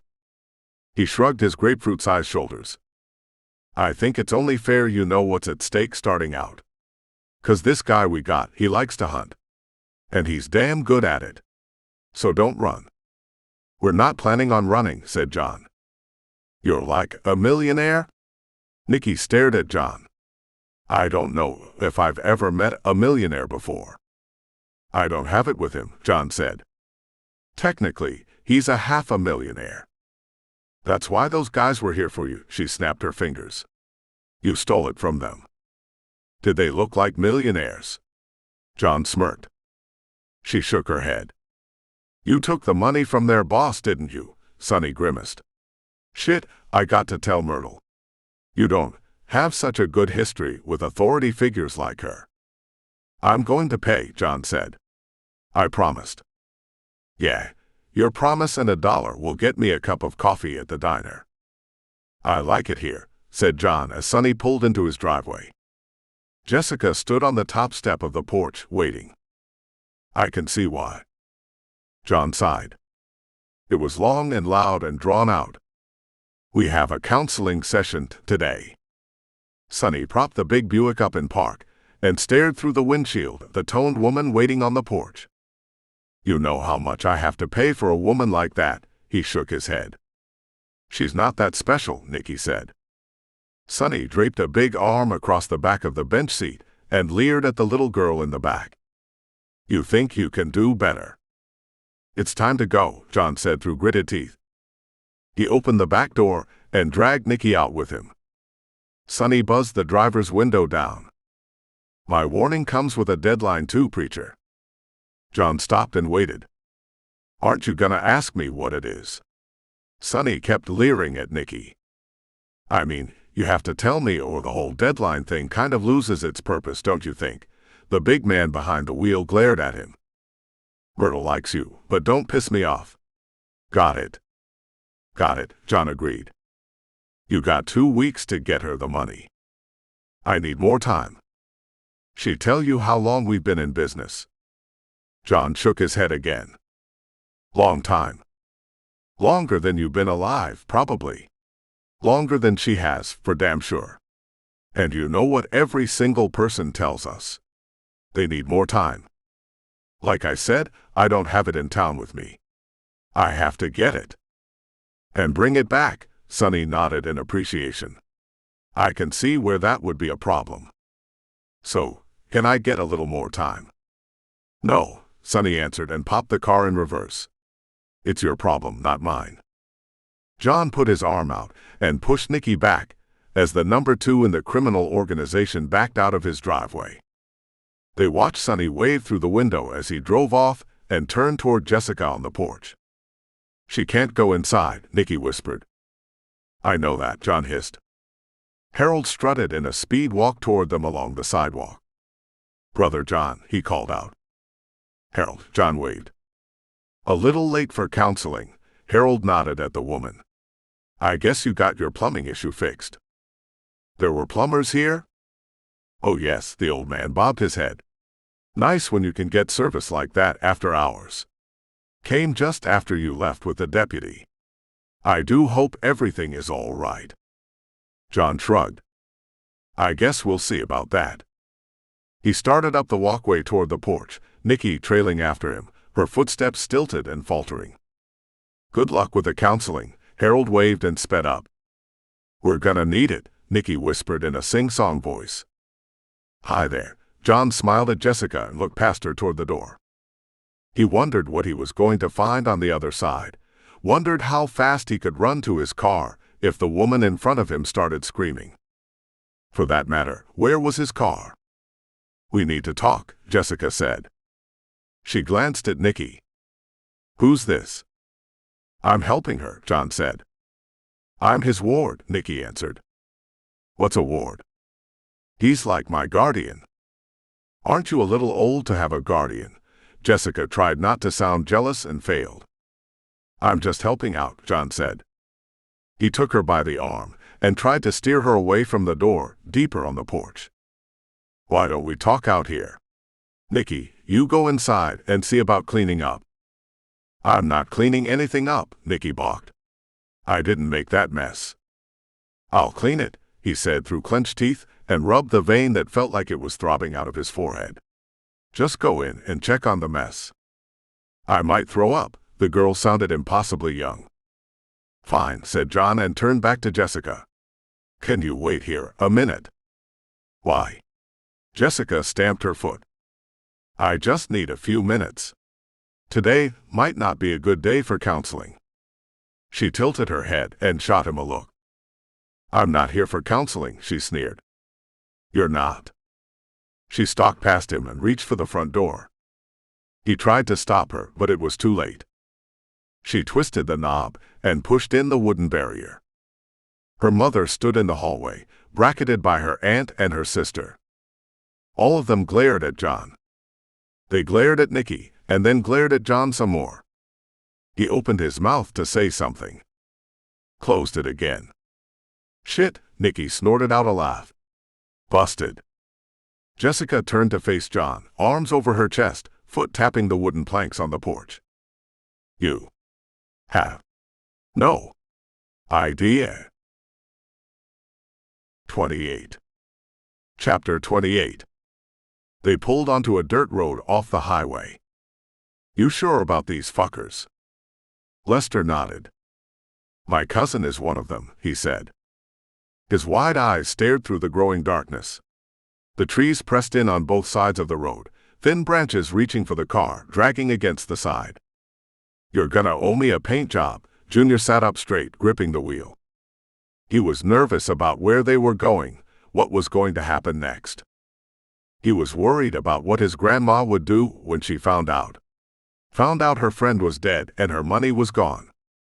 He was aware of the 6 black garbage bags packed with cash in the trunk of his car, the weight of it seeming to slow it down, lifted up on the front end. It made him careful, the way the auto was handling.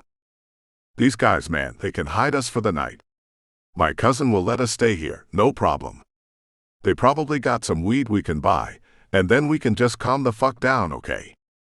Yeah, man, said Junior. He didn't think weed was going to help. Something was tugging at the back of his mind. Let me have the pistol, he said. Why? I don't know, man. I just feel better. He didn't want to say he thought Lester might be getting itchy and greedy for that money in the back, all for himself. The thought had crossed his mind too. Giving Lester's name to Myrtle and letting Camo go on him. He could keep the money, all of the money, and Camo was probably going to kill Lester anyway. For what he did to his kid. Man, my cousin is cool, okay? He's cool. We're cool. Besides, I left it at the bank. What the fuck, man? I don't know, said Lester. We were loading up and all that, and I just forgot it on the desk. Fuck, man, that thing, it's got your prints on it, it's got my prints on it. Shit, said Lester. Well, these guys are going to know how to help us get fake IDs too. Don't tell them about the money, warned Junior. Fuck that, do I look stupid? Lester asked. They know what's in the trunk. We're both going to get buried out in the woods. We're just going to lay low here for a while, and we can move on. Just tonight, said Junior. Right. Just tonight. Then we head west or to Mexico or some shit. The road opened up to a clearing, carved out the forest, with a series of ratty mobile homes set up in a haphazard fashion. 15 Harley-Davidsons were parked in row in front of one of the campers, and a group of leather vest-wearing, hard-looking men glared at Junior's car as it broke from the trees. They don't look happy to see visitors, he said. That's 'cause they don't know it's me, Lester rolled down the window. Just be cool. Junior pulled to a stop and put the car in park. Lester opened the door and stepped out, both hands held up, not quite in surrender, but just to show they were empty. A dozen of the hard-looking men jumped off the redwood porch that ran the length of the first trailer and stalked toward the car. Junior could see brass knuckles, a couple of machetes, and every one of them had a pistol stuck in the waistband of their road-grimed jeans. He wished he had his pistol, though he wasn't sure if he could shoot straight. There were more men still on the porch, and a couple of stringy-looking women leaning against the thin metal walls. One of the women pitched over sideways. A second dropped, like a puppet with her strings cut. Then the men, moving across the yard, began to drop. 2, then a third, before the others noticed something was wrong and started to look around. 4 more dropped, and the rest made a break for the cover of the woods. They never made it. The sounds of the shots echoed across the clearing as the last one fell. Junior looked at Lester as his head exploded. He held up both hands and waited for the bullet to hit. He saw the flashing lights swirling on top of a cop car as it pulled up behind him, and Joe got out. A second sheriff's SUV followed, and Junior put his head on his hand and closed his eyes. The end. To be continued and back to business and friends like these.